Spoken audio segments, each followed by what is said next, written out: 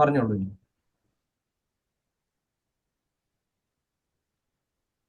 ನೋಡಿ, ಇದು ಈಗ ಒಬ್ರು ಜೋಶಿ ಅನ್ನುವರು ಒಂದು ಕ್ವಶನ್ ಕೇಳಿದ್ದಾರೆ. ಸೂರ್ಯ, ಚಂದ್ರ, ನಕ್ಷತ್ರಗಳು ಅಥವಾ ಭೂಮಿ ಮೇಲೆ ಇರುವಂತಹ ಅದರ ಪ್ರಕೃತಿಗಳು, ಮರ ಗಿಡಗಳು ಇಂಥದ್ದೆಲ್ಲ. ಸೊ ಅದು ಅದರ ಕಾರ್ಯಗಳನ್ನ ಮಾಡ್ತಾ ಇದೆ. ಈಗ ಸೂರ್ಯ ನಿಸ್ವಾರ್ಥವಾಗಿ ಅಂದ್ರೆ ಬೆಳಕು ನೀಡ್ತಾ ಇದೆ. ಚಂದ್ರನಿಂದ ಈಗ ಇಮ್ಯುನಿಟಿ ಪವರ್ ಬರುತ್ತೆ ಅಂತ ನಮಗೆ ಗೊತ್ತಿದೆ. ಸೊ ಅದೇ ರೀತಿ ಮರ ಗಿಡಗಳಿಂದ ಅದರಿಂದ ಆಕ್ಸಿಜನ್ ಸಿಗುತ್ತೆ, ನೆರಳು ಸಿಗುತ್ತೆ. ಆದ್ರೆ ಮನುಷ್ಯ ಏನಕ್ಕೆ ಈ ರೀತಿ ಆಗಿದ್ದಾನೆ? ಜಗಳ, ಮೋಸ, ಅಸಮಾಧಾನ, ಆ ಆ, ಏನು ಆತ ನಡುವೆ ಗಲಭೆಗಳು ಇದೆಲ್ಲ ನಡೆಯುತ್ತಲ್ವಾ? ಸೊ ಇದು ಏನಕ್ಕೆ? ಇದು ಮನುಷ್ಯನಿಂದ ಏನು ದೇವರು ಅಥವಾ ಪ್ರಕೃತಿ ಈಗ മനുഷ്യನ ಸೃಷ್ಟಿಯಿಂದ ಏನು ಪ್ರಯೋಜನ ಇದೆ? ಸೊ ಇದು ಏನಕ್ಕೆ? ഈ മനുഷ്യನ സൃഷ്ടി ഉദ്ദേശ ಏನು ಅಂತ ಅವರ ക്വസ്റ്റ്യൻ. നമ്മളൊരു കാര്യം ഞാൻ പറയുന്നത് വളരെ സിമ്പിൾ ആയിട്ടും പറയാം, വളരെ കോംപ്ലിക്കേറ്റഡ് ആയിട്ടും പറയാം. പക്ഷെ വളരെ സിമ്പിൾ ആയിട്ട് ഞാൻ അതിന്റെ ആൻസർ പറയാണ്. അനിൽ പ്ലീസ്.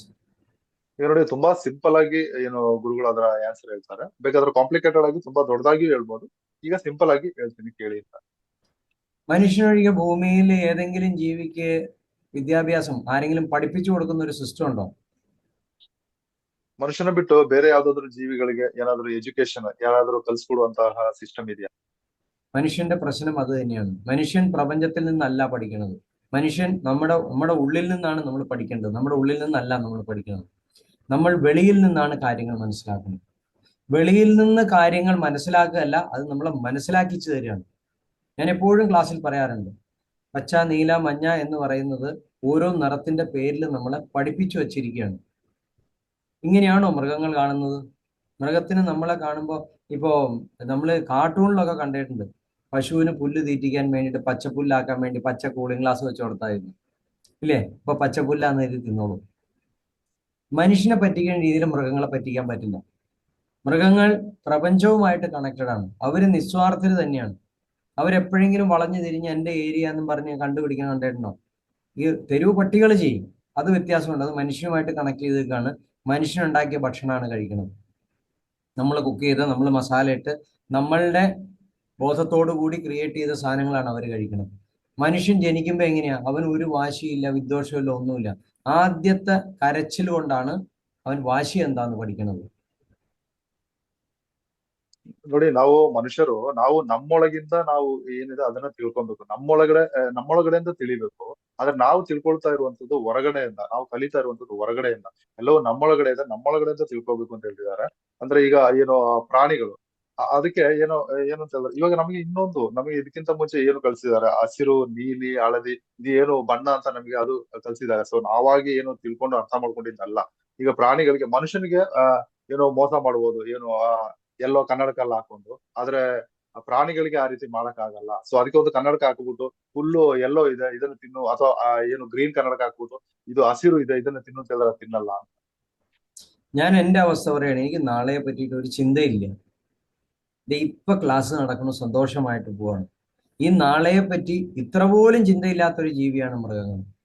പ്രപഞ്ചത്തിലെ ബാക്കി സകല ജീവജാലങ്ങളും അവർ നിസ്വാർത്ഥരാണ്. കാരണം അങ്ങനെയല്ല എന്നുണ്ടെങ്കിൽ അവർ നാളത്തേക്കുള്ള ഭക്ഷണം ഇന്ന് മേടിച്ചുകൊണ്ടെന്ന് വേറെ എവിടെയെങ്കിലും വച്ചാലും. സിംഹം പോലും വേട്ടയാടി കഴിക്കും. അവന്റെ വിശപ്പ് മാറി അവൻ ഇട്ടിച്ചു പോകും, അടുത്ത മൃഗങ്ങൾ കഴിക്കും. അവരും കഴിച്ചിട്ട് പോകും, അടുത്ത മൃഗങ്ങൾ കഴിക്കും. ഇങ്ങനെയാണ്. എന്ന് അവന് വേട്ടയാടാൻ പറ്റില്ലാണ്ടാവണോ, പിന്നെ അവൻ സന്യാസത്തിലേക്ക് പോവാണ്. അവനെ മറ്റുള്ളവർ വേട്ടയാടും, ചിലപ്പോൾ കൊലപ്പെടും. ഇനി അല്ല എന്നുണ്ടെങ്കിൽ അവന്റെ ധ്യാന മാർഗത്തിലൂടെ, സന്യാസ മാർഗത്തിലൂടെ പോയി അവൻ സമാധിയിൽ എത്തിപ്പെടും. ഇതാണ് പ്രപഞ്ചത്തിലെ ബാക്കി സകല ജീവജാലങ്ങളും ചെയ്യണത്. അനിലെ, ನೋಡಿ, ಈಗ ನಾವು ಮನುಷ್ಯರು ಏನು ಅಂತ ಹೇಳಿದ್ರೆ, ಸೊ ನಾಳೆಗೆ ಇರುವಂತದ್ದು ನಾವು ಇವತ್ತೇ ಸಂಗ್ರಹ ಮಾಡ್ತೀವಿ. ಆದ್ರೆ ಪ್ರಾಣಿಗಳು ಅದೇ ರೀತಿ ಅಲ್ಲ. ಈಗ ಗುರುಗಳು ಏನ್ ಹೇಳ್ತಿದ್ದಾರೆ ಅಂತಂದ್ರೆ, ಸೊ ನನಗೆ ಈಗ ಈ ತರಗತಿ ಮುಗಿದ ಮೇಲೆ ನಾನು ಹೋಗ್ತೀನಿ ಅಂತಂದ್ರೆ, ಸೊ ನಾನ್ ತಯಾರಿದ್ದೀನಿ. ಆದ್ರೆ ಈಗ ಜನಗಳು ಹೇಗೆ ಅಂತ ಹೇಳಿದ್ರೆ, ಸೊ ನಾಳೆಗೆ ನಾಡಿದ್ದು ಅಂತೇಳಿ ಈ ರೀತಿ ಮಾಡ್ತಾ ಇರ್ತಾರೆ. ಸೊ ಆ ಪ್ರಾಣಿಗಳು ಹೇಗೆ ಅಂತ ಹೇಳಿದ್ರೆ, ಅದಕ್ಕೆ ಬೇಕಾದ ಆಹಾರವನ್ನ ಸೊ ಅವಾಗ ಬೇಟೆಯಾಡಿ ಅದು ತಿನ್ನುತ್ತೆ. ಇನ್ನು ಜಾಸ್ತಿ ಆದ್ರೆ ಅದು ಅಲ್ಲಿ ಬಿಟ್ಟು ಹೋಗುತ್ತೆ. ಅದು ಬೇರೆ ಯಾವ್ದಾದ್ರು ಪ್ರಾಣಿಗಳು ಬಂದು ತಿನ್ನುತ್ತೆ. ಒಂದು ವೇಳೆ ಅದಕ್ಕೆ ಬೇಟೆ ಆಡ್ಲಿಕ್ಕೆ ಆಗ್ತಾ ಇಲ್ಲ, ಸೊ ಆ ಆ ಒಂದು ಏನು ಸಾಮರ್ಥ್ಯ ಮುಗ್ದಿದೆ ಅಂತ ಹೇಳೋತ್ತಿಗೆ ಅದು ಏನು ಸನ್ಯಾಸ ಸ್ವೀಕಾರ ಮಾಡುತ್ತೆ, ಸಮಾಧಿಗೆ ಹೋಗುತ್ತೆ. ಆದ್ರೆ ಮನುಷ್ಯ ಆ ರೀತಿ ಅಲ್ಲ. മനുഷ്യനെ കൊച്ചിലേ മുതൽ പഠിപ്പിക്കുന്ന മരണമുള്ള ഒരു ജീവിയായിട്ടല്ല പറയണത്. അവനിങ്ങനെ എന്താ പറയുക, ഒരിക്കലും മരണമില്ലാത്ത, എങ്ങനെ വേണമെങ്കിലും തോന്നിയാസം ജീവിക്കാവുന്ന, ഇവിടെ ഒരു വിശ്വാസങ്ങളും ഇല്ല, ധർമ്മമില്ല, ആത്മീയതയില്ല. സത്യമില്ല, യാതൊന്നുമില്ല. അപ്പൊ നമ്മളെ പഠിപ്പിക്കുന്നതിന്റെ പ്രോബ്ലം കൊണ്ടാണ് നമ്മൾ ഇങ്ങനെയായിട്ട് മാറുന്നത്. അല്ല എന്നുണ്ടെങ്കിൽ ഈ വെളുപ്പിന് 4:30 വന്നിരുന്ന് ഇന്ന് നമ്മുടെ ഈ ക്ലാസ്സിന്റെ പോലും ആവശ്യമില്ല. കാരണം ഈ മൂല്യവും ധർമ്മവും നമ്മൾ നമ്മുടെ വീട്ടിൽ നിന്ന് പഠിച്ചിരുന്നു എങ്കിൽ നിങ്ങൾക്കാർക്കും ഇതിന്റെ ആവശ്യമില്ല. ആരെങ്കിലും കുളിക്കാനും പല്ല് തേപ്പിക്കാനും വേണ്ടി ഏതെങ്കിലും ക്ലാസ്സിൽ വിടണ്ടോ? 6 മാസ കോഴ്സാ മക്കൾ ഒന്ന് പോയി പല്ല് തേക്കാനും കുളിക്കാനും പഠിക്കുന്നവർ? ഇല്ല. കാരണം എന്താ? ഇത് നമ്മൾ കൊച്ചിലെ നമ്മുടെ വീട്ടിൽ നമ്മൾ ചെയ്തുകൊണ്ടിരിക്കുന്ന ഒരു കാര്യമാണ്. ഭാവിയിൽ ചിലപ്പോൾ ഇത് വേണ്ടി വരും. കാരണം വെള്ളത്തിന്റെ ദൗർലഭ്യം കൊണ്ട് ജനങ്ങൾ കുളിക്കാണ്ടായി കഴിഞ്ഞ് കഴിയുമ്പോൾ ഏറ്റവും ചെലവ് കുറഞ്ഞ രീതിയിൽ എങ്ങനെ കുളിക്കാമെന്ന് പഠിപ്പിക്കുന്ന 6 മാസത്തെ കോഴ്സ് ഉണ്ടെന്ന് പറയും. ശരി, എല്ലാവരും അങ്ങോട്ട് പോകും. ನೋಡಿ ಇದನ್ನೆಲ್ಲ ಏನು ಮನೆಯಿಂದ ಕಲ್ಸಿದ್ರೆ, ಸೊ ಈಗ ಈ ಧರ್ಮ, ಆಧ್ಯಾತ್ಮ, ಸತ್ಯ ಇದೆಲ್ಲ ಮನೆಯಿಂದ ಚಿಕ್ಕದ್ರಿಂದಲೇ ಕಲಿಸ್ಬೇಕಾಗಿರುವಂತದ್ದು. ಸೊ ಅದು ಕಲಿಸ್ತಾ ಇಲ್ಲ. ಸೊ ಹಾಗಾಗಿ ಈಗ ಬೆಳಗಿನ ಜಾವ 4:15 ಗಂಟೆಗೆ ನೀವು ಬಂದು ಏನು ತರಗತಿಯನ್ನ ಕೇಳ್ತಾ ಇದ್ರೆ ಇವಾಗ ತಿಳ್ಕೊಳ್ತಾ ಇದ್ದೀರಾ. ಈಗ ಮನೆಯಲ್ಲಿ ನಾರ್ಮಲ್ ಆಗಿ ನಾವು ಏನು ದಿನಾಲು ಹಲ್ಲು ಉಜ್ತೀವಿ, ಸ್ನಾನ ಮಾಡ್ತೀವಿ. ಸೊ ಇದೆಲ್ಲ ಏನು ಡೈಲಿ ಮಾಡ್ತೀವಲ್ವಾ. ಮುಂದೊಂದು ದಿನ ಇದು ಕೂಡ ಕಲಿಸುವಂತ ಕಾಲ ಬರ್ಬೋದು, ಹೇಳಕ್ಕಾಗಲ್ಲ. ನೀರಿನ ಸಮಸ್ಯೆಯಿಂದ ಇದು ಕೂಡ ಕಲಿಸುವಂತ ಕಾಲ ಬರ್ಬೋದು ಅಂತ ಹೇಳ್ತಿದ್ದಾರೆ. നമ്മൾ സിമ്പിളായിട്ട് തന്നെ ആലോചിച്ച് നോക്കി. എന്നും ക്ലാസ്സിൽ നമ്മൾ പറഞ്ഞ എല്ലാവരും വീഡിയോ ഓൺ ചെയ്തിട്ടിരിക്കുന്നു. അതുപോലും അംഗീകരിക്കാൻ പറ്റാത്ത എന്നെ ചുരുങ്ങിയ ഇടുങ്ങിയ മനസ്സുള്ള ആളുകളാണ് ഉള്ളത്. അവർ പിന്നെ മോക്ഷത്തിലേക്ക് പോകാനാണ് എന്ന് പറഞ്ഞു കഴിഞ്ഞാൽ അവർക്ക് എങ്ങനെ മനസ്സിലാവും? അല്ലെങ്കിൽ എങ്ങനെ ധർമ്മത്തിൽ അവർ തന്നെ ജീവിക്കും? അപ്പൊ മനുഷ്യൻ എന്തുകൊണ്ടാണ് ഇങ്ങനെ ആയതെന്നുള്ളതിന്റെ ഉത്തരം അറിയണമെന്നുണ്ടെങ്കിൽ ചുമ്മാ ജോഷി സമൂഹത്തിലേക്ക് ഒന്ന് നോക്കിയാൽ മതി. മനുഷ്യന് ഇങ്ങനെ മാത്രമേ മാറ്റാൻ പറ്റുള്ളൂ, അല്ലാതെ മാറില്ല. അത് ഇനിയുള്ള സമയത്ത് മാറലേ ഉണ്ടാവില്ല. കാരണം എത്രമാത്രം വിദ്വേഷവും പകയുമായിട്ടാണ് മനുഷ്യൻ ജീവിതമേ തുടങ്ങുന്നത്. നമ്മൾക്കറിയാവുന്ന ഇന്ത്യയിലെ ഏറ്റവും വലിയൊരു ഫാമിലി എടുത്തോ, അംബാനി ഫാമിലി. 2 മക്കളെ അവരുള്ളൂ, അല്ലെ? അവർ സഹോദരങ്ങൾ തമ്മിൽ എന്തായിരുന്നു അടി? ഒരെണ്ണം പൂർണ്ണമായിട്ട് നശിച്ചു, ഒരെണ്ണം ഏറ്റവും നന്നായിട്ട് വന്നു. എന്നാൽ ആ സഹോദരങ്ങൾ വിചാരിക്കാൻ ഞങ്ങൾ സഹോദരങ്ങളാണ്, നമ്മൾ ഒരുമിച്ച് നിന്ന് കഴിഞ്ഞാൽ, തോളോട് തോള് ചേർന്ന് നിന്നാൽ ഈ രാജ്യത്തിനെ ഏറ്റവും വലിയ സമ്പന്ന അല്ലെങ്കിൽ ഉന്നതിയിലേക്ക് കൊണ്ടുവരാൻ പറ്റുന്ന 2 സഹോദരങ്ങളാണ്, നമുക്ക് ഒരുമിച്ച് നിൽക്കാമെന്ന് തീരുമാനിച്ചോ? ഇല്ല. അവിടെ പോലും അതിന് പറ്റുന്നില്ല. പിന്നെ എന്തിനാ മനുഷ്യന്റെ കാര്യവും രാജ്യത്തിന്റെ കാര്യവും ലോകത്തിന്റെ കാര്യവും പറഞ്ഞത്? മനസ്സിലായി കാണുന്നു വിചാരിക്കുന്നു ജോഷിക്ക്. ഇത്രയും പറഞ്ഞിട്ട് അവിടെ തിരിച്ചു വരാം. ನೋಡಿ ಇಲ್ಲಿ ಏನಾಗಿದೆ ಅಂತಂದ್ರೆ, ಈಗ ನಮ್ಮ ತರಗತಿಯಲ್ಲೇ ನೋಡಿ ಎಲ್ಲರ ಹತ್ರನು ಏನು ವಿಡಿಯೋ ಆನ್ ಮಾಡಿ ನೀವು ಕೂತ್ಕೊಳ್ಳಿ ಅಂತ ಹೇಳಿದ್ರು ಕೂಡ ಸೊ ಅವ್ರು ಕೂರ್ತಾರೆ ಒಂಥರ ನಿಕೃಷ್ಟ ಮನಸ್ಸಿನಿಂದ. ಸೊ ಅವರು ವಿಡಿಯೋ ಆನ್ ಮಾಡೋದು ಆಫ್ ಮಾಡಿ ಕೂರ್ತಾ ಇದ್ದಾರೆ. ಸೊ ಇದನ್ನೇ ಅವರು ಕೇಳ್ತಾ ಇಲ್ಲ. ಸೊ ಗುರುಜಿ ಇನ್ನೊಂದು ಏನ್ ಹೇಳ್ತಿದ್ದಾರೆ ಅಂತಂದ್ರೆ, ಜನ ಏನು ದ್ವೇಷ ಹಾಗೆ ಸೊ ಇಂಥ ಈ ಜಗಳಗಳು ಬರೀ ಇದರಿಂದನೇ ಬದುಕುವಂತಾಗಿದೆ, ಬರೀ ದುಡ್ಡಿನ ಹಿಂದೆ ಓಡುವಂತವ್ರಾಗಿದ್ದಾರೆ. ಒಂದು ಎಕ್ಸಾಂಪಲ್ ಅನ್ನ ಕೊಡ್ತಾರೆ. ಈಗ ಅಂಬಾನಿ ಅವರನ್ನೇ ನೋಡಿ, ಅಣ್ಣ ತಮ್ಮಂದಿರು ಇಬ್ಬರು ಇರುವಂತದ್ದು. ಸೊ ಅವರ ಮಧ್ಯೆನೇ ಕಿತ್ತಾಟ ಜಗಳಗಳು ಸ್ಟಾರ್ಟ್ ಆಗಿ ಒಬ್ಬ ಏನು ತುಂಬಾ ಎತ್ತರದ ಮಟ್ಟಕ್ಕೆ ಬೆಳೆದ, ಇನ್ನೊಬ್ಬ ಕುಸ್ತು ಹೋದ. ಸೊ ಆ ರೀತಿ ಆಗಿದೆ. ಸೊ ಅವರಿಬ್ರು ಸೇರ್ಕೊಂಡ್ರೆ ಏನು ದೇಶದ ಪ್ರಗತಿಗೆ ಏನು ದುಡಿಯುವಂತಹ ಒಂದು ಕೆಲಸ ಕಾರ್ಯಗಳನ್ನ ಅವರಿಬ್ರು ಇಂದಲೇ ಸ್ಟಾರ್ಟ್ ಮಾಡ್ಬೋದಿತ್ತು. ಈಗ ನಾವು ಇಡೀ ದೇಶದ ಇಡೀ ಸಮೂಹದ ಬಗ್ಗೆ ಮಾತಾಡೋ ಬದಲು ಬರೀ ಇಬ್ಬರನ್ನೇ ತಕೊಂಡ್ರೆ ಕೂಡ ನಮ್ಗೆ ಒಂದು ಎಕ್ಸಾಂಪಲ್ ಆಗಿ ಸಿಗುತ್ತೆ ಅಂತ. ഇവിടെ എന്താണ് സംഭവിച്ചത്?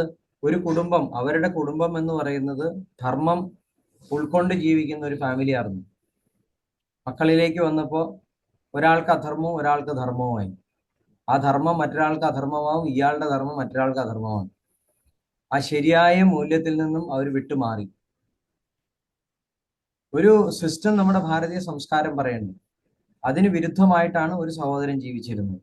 ഒരു സഹോദരൻ മാക്സിമം ആ ധർമ്മത്തിലൂടെ ജീവിക്കാൻ ശ്രമിച്ചു. എന്താണെങ്കിലും ധർമ്മം ഇപ്പൊ വിജയിച്ചു നിൽക്കുകയാണ്, അധർമ്മം ഇപ്പൊ തോറ്റു കാണുകയാണ്. എന്താണെന്നും ഞാൻ പോണില്ല. അപ്പോ ഭാര്യ ഭർത്തൃ ബന്ധം, കുടുംബജീവിതം, മാതാപിതാക്കളുമായിട്ടുള്ള ബൗണ്ടിങ്, ഇതിന് ഓരോന്നിനും പ്രാധാന്യമുണ്ട്. ഇവിടെ എവിടെയെല്ലാം നമ്മുടെ വീഴ്ച പറ്റുന്നോ നമ്മുടെ തളർച്ചയ്ക്ക് നമ്മൾ കാരണമാവും. നമ്മളെ ഭൂമിയിലേക്ക് കൊണ്ടുവന്ന മാതാപിതാക്കളാണെന്നുണ്ടെങ്കിൽ അവർ ഗൈഡ് ചെയ്യുന്ന വഴിക്ക് പോയാൽ നമുക്ക് അബദ്ധം ഉണ്ടാവില്ല. നമ്മൾ വിവാഹം ചെയ്ത് നമ്മുടെ ധർമ്മപത്നിയാണെന്ന് നമ്മൾ വിശ്വസിക്കുന്നെങ്കിൽ ഭാര്യ പറയുന്നത് നമ്മൾ അനുസരിച്ചാൽ നമുക്ക് ദുഃഖം ഉണ്ടാവില്ല. കുടുംബം എന്ന് പറയുന്നത് 4 ടയറുള്ള ഒരു വാഹനം പോലെയാണ്. അതിന്റെ 4 ടയറും ഒരുപോലെ ഇരുന്നാൽ ആ വാഹനം നന്നായിട്ട് പോകും. ഇങ്ങനെ ഏതെല്ലാം തരത്തിൽ നമുക്ക് ധർമ്മത്തെ മനസ്സിലാക്കാൻ പറ്റുമോ, ധർമ്മമുണ്ട് എങ്കിൽ ആ വീട്ടിൽ ഐശ്വര്യം തനിയെ വരും. അധർമ്മം എന്ന് തുടങ്ങുന്നോ, നമ്മുടെ വീക്ക്നെസ് എപ്പോൾ ഉണ്ടാവണോ അപ്പൊ നമ്മുടെ പ്രശ്നങ്ങൾ തനിയെ തുടങ്ങും. മനുഷ്യന്റെ ഏറ്റവും വലിയ പ്രശ്നം അത് തന്നെയാണ്. വീക്ക്നെസ് ഉള്ള ഒരു വലിയ ജീവിയാണ്. ನೋಡಿ ಇಲ್ಲಿ ಏನಾಗಿದೆ ಅಂತಂದ್ರೆ ಆ ಇಬ್ರು ಬಗ್ಗೆನೇ ಗುರುಗಳು ಏನ್ ಹೇಳ್ತಿದ್ದಾರೆ ಅಂತಂದ್ರೆ, ಒಬ್ಬ ಧರ್ಮದಲ್ಲಿ ಹೋದ, ಇನ್ನೊಬ್ಬ ಅಧರ್ಮದಲ್ಲಿ ಹೋದ.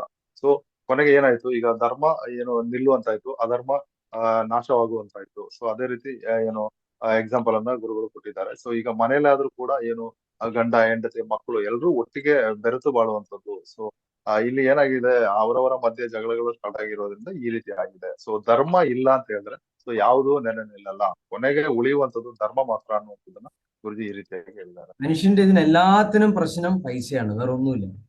ഈ പൈസയാണ് എല്ലാത്തിനും പ്രശ്നത്തിന് എത്തിച്ചേർന്നത്. അതിന് ഇനിയിപ്പോ നമുക്കായിട്ട് ഇല്ലാണ്ടാക്കാൻ പറ്റില്ല. ഇതിങ്ങനെ എവിടെയെങ്കിലും ആരെങ്കിലും ഒക്കെ മാറുമ്പോൾ തനിയെ തനിയെ തനിയെ മാറ്റങ്ങൾ വരും. ജോഷിക്ക് മനസ്സിലായോ? ജോഷിക്ക് മനസ്സിലായെങ്കിൽ മാത്രമേ മനസ്സിലായി എന്ന് പറയാവുള്ളൂ. അല്ലെങ്കിൽ ഇനിയും അതുമായിട്ട് ബന്ധപ്പെട്ട ചോദ്യം ചോദിച്ചോ, ഞാൻ പറഞ്ഞുതരാം.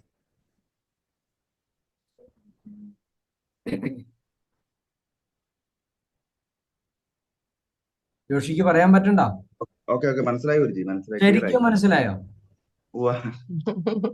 ഇത് നമ്മൾ പേഴ്സണൽ ആയിട്ട് വിളിച്ചു ചോദിച്ചു കഴിഞ്ഞാൽ ഞാൻ ഒരാൾക്ക് വേണ്ടി പറഞ്ഞ ഇത്രയും പേർക്ക് ഗുണം കിട്ടുമോ? ഇത് കുറെ പേർക്ക് ഗുണം കിട്ടി ആ ക്വസ്റ്റ്യൻ. ഇതിലും കടുത്ത ചോദ്യം ഉണ്ടെങ്കിൽ ചോദിക്കുക, എനിക്ക് അത് ഉത്തരം പറയാനാ ഇഷ്ടം.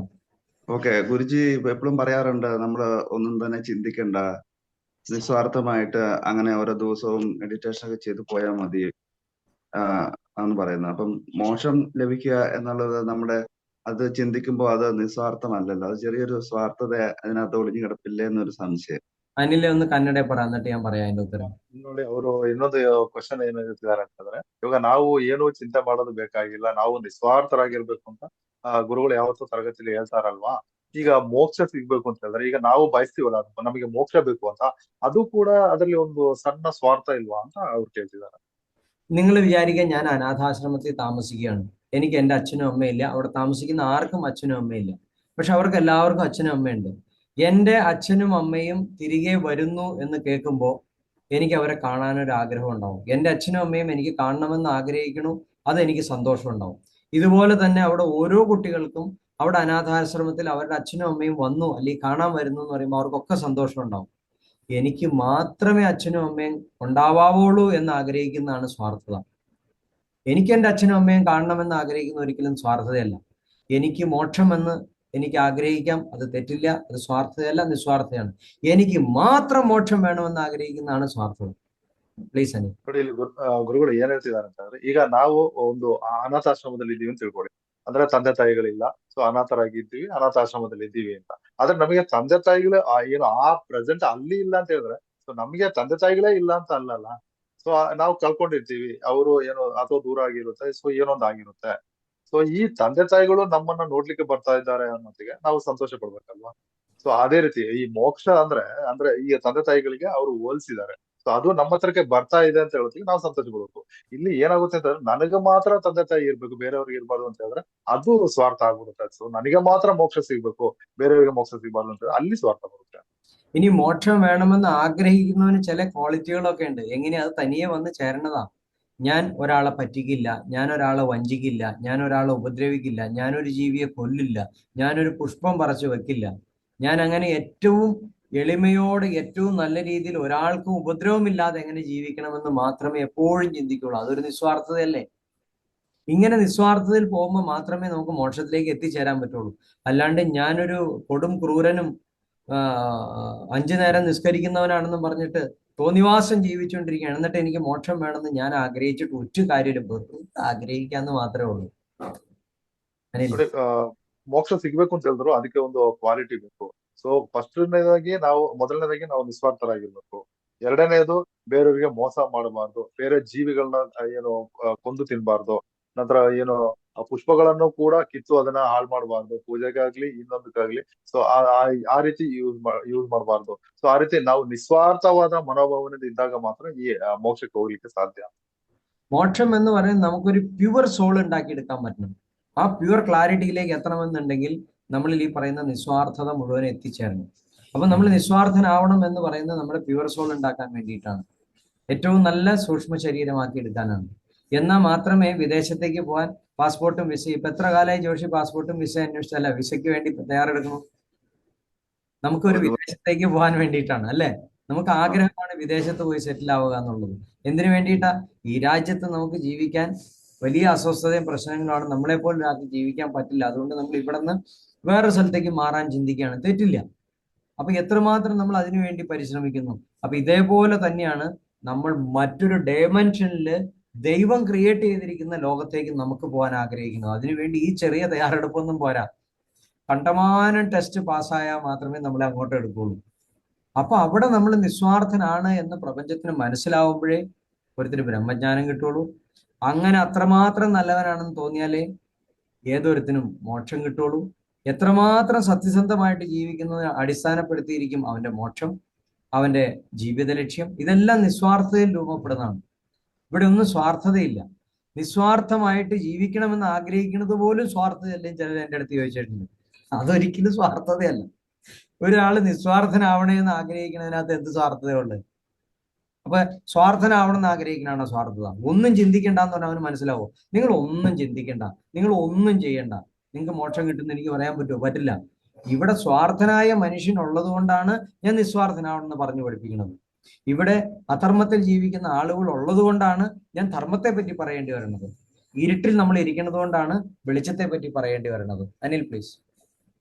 ಬಟ್ ಇವಾಗ ನಾವು ಏನು ನಮಗೆ ಏನು ಮೋಕ್ಷ ಸಿಗ್ಬೇಕು ಅಂತ ಹೇಳಿದ್ರೆ ಫಸ್ಟ್ ನಮ್ಮ ಏನು ಸೋಲ್ ಪ್ಯೂರ್ ಸೋಲ್ ಆಗ್ಬೇಕು ಅಂತ. ಈಗ ನಾವು ಒಂದು ಹೊರದೇಶಕ್ಕೆ ಹೋಗ್ಬೇಕು ಅಂತ ಹೇಳಿದ್ರೆ ಅಲ್ಲಿ ಪಾಸ್ಪೋರ್ಟ್ ವೀಸಾ ಎಲ್ಲ ರೆಡಿ ಮಾಡ್ಕೊಂಡು ಹೋಗ್ಬೇಕಲ್ಲ. ಸೊ ಆ ರೀತಿ ನಾವು ತಯಾರಾಗಬೇಕು, ನಾವು ನಿಸ್ವಾರ್ಥರಾಗಬೇಕು ಅಂತ ಗುರುಗಳು ಹೇಳ್ತಿದ್ದಾರೆ. ಅಂದ್ರೆ ನಾವು ಇಲ್ಲಿ ನಿಸ್ವಾರ್ಥರಾಗಿ ಹೋದಾಗ ಮಾತ್ರ ನಮಗೆ ಮತ್ತೊಂದು ಲೋಕಕ್ಕೆ ಅಥವಾ ದೇವರು ಸೃಷ್ಟಿ ಮಾಡಿದಂತ ಆ ಒಂದು ಲೋಕಕ್ಕೆ ಎಂಟ್ರಿ ಸಿಗುವಂತದ್ದು.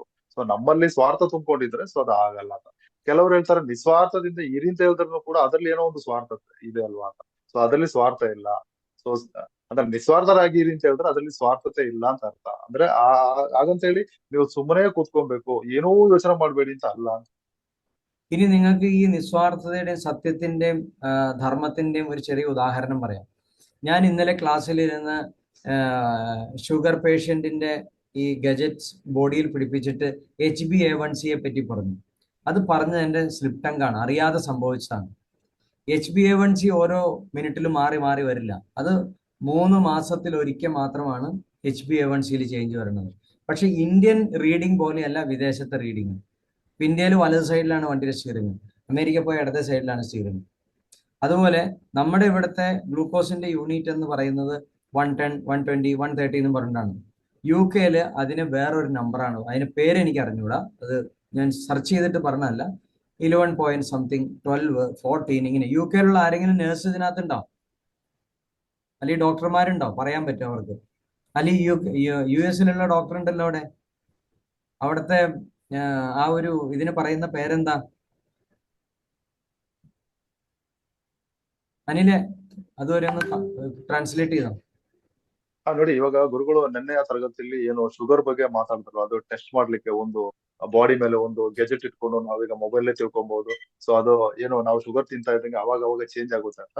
ಸೊ ಅದು ಸ್ಲಿಪ್ ಟಂಗ್ ನಿಂದ ಆಗಿರುವಂತದ್ದು. ಅದು 3 ತಿಂಗಳಿಗೆ ಈ HbA1c ಏನಿದೆ ಅದು 3 ತಿಂಗಳಿಗೆ ಒಂದ್ಸಲಿ ಚೇಂಜ್ ಆಗುವಂತದ್ದು ಅಂತ.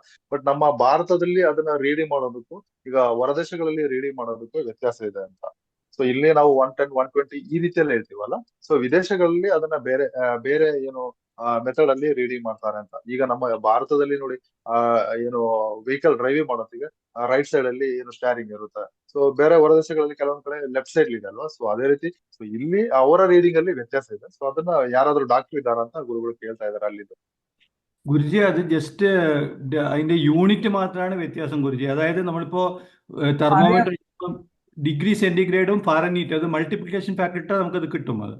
അത് കിട്ടും. പക്ഷെ ഞാൻ ആ പറയുന്ന വാക്കിനകത്ത് എപ്പോഴും ആളുകൾ ഈ വാക്കിനെയും ശബ്ദത്തെയും ക്വാണ്ടിറ്റി ആണല്ലോ ശ്രദ്ധിക്കുന്നത്.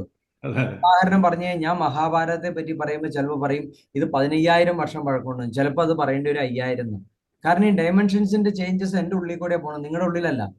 അപ്പൊ കഴിഞ്ഞ ആഴ്ച ഗുരുജി പറഞ്ഞു 15,000 വർഷം എന്നുള്ളൂ, ഇപ്പൊ എന്താ 5,000 വർഷം എന്ന് പറഞ്ഞു. ഞാൻ എൻ്റെ ഉള്ളിൽ കൂടെ ആ സമയത്ത് എന്ത് തോട്ട് പ്രോസസ് ആണോ പോണേ അതിനനുസരിച്ചിട്ട് ആ ഡയമെൻഷൻസിലുള്ള വ്യത്യാസം അനുസരിച്ചിട്ടാണ് ഞാൻ എൻ്റെ നമ്പറുകളും ഈ ക്വാണ്ടിറ്റികളും പറയണത്. അല്ലാതെ എനിക്ക് ഈ നമ്പറിലല്ല പ്രാധാന്യമുള്ളൂ. സയന്റിഫിക് ആയിട്ട് തെളിയിച്ച ഒരു കടലാസിൽ എഴുതി വെച്ചേക്കുന്ന സാധനം വായിക്കുകയാണെന്നുണ്ടെങ്കിൽ ഞാൻ മിസ്റ്റേക്ക് പറഞ്ഞാൽ അപ്പൊ അത് പ്രശ്നമാണ്, നുണയാണ്, തള്ളാണ്. എല്ലാ മാസത്തിലും 31 ദിവസം എന്ന് പറഞ്ഞാൽ ശരിയല്ല. 30 ഉണ്ട്, 28 ഉണ്ട്, 30 ഉണ്ട്. അത് നമ്മുടെ ഒരു രീതിയാണ്.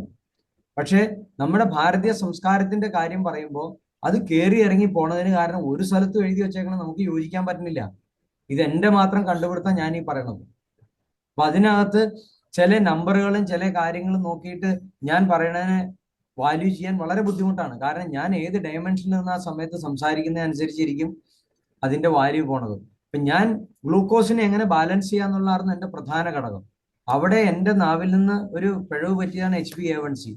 അത് എന്നെ ഇന്നലെ ഒരു ഡോക്ടർ, ഇവിടെ നമ്മുടെ ഡോക്ടർ തന്നെയാണ് എന്നെ തിരുത്തിയത്. ഗുരുജി അങ്ങനെ ഒരിക്കലും വരില്ല, ഗുരുജിക്ക് അറിയാമെന്നറിയാം, അത് അറിയാണ്ട് പറ്റിയതായിരിക്കും. സത്യമാണത്, അറിയാതെ തന്നെ പറ്റിയതാ.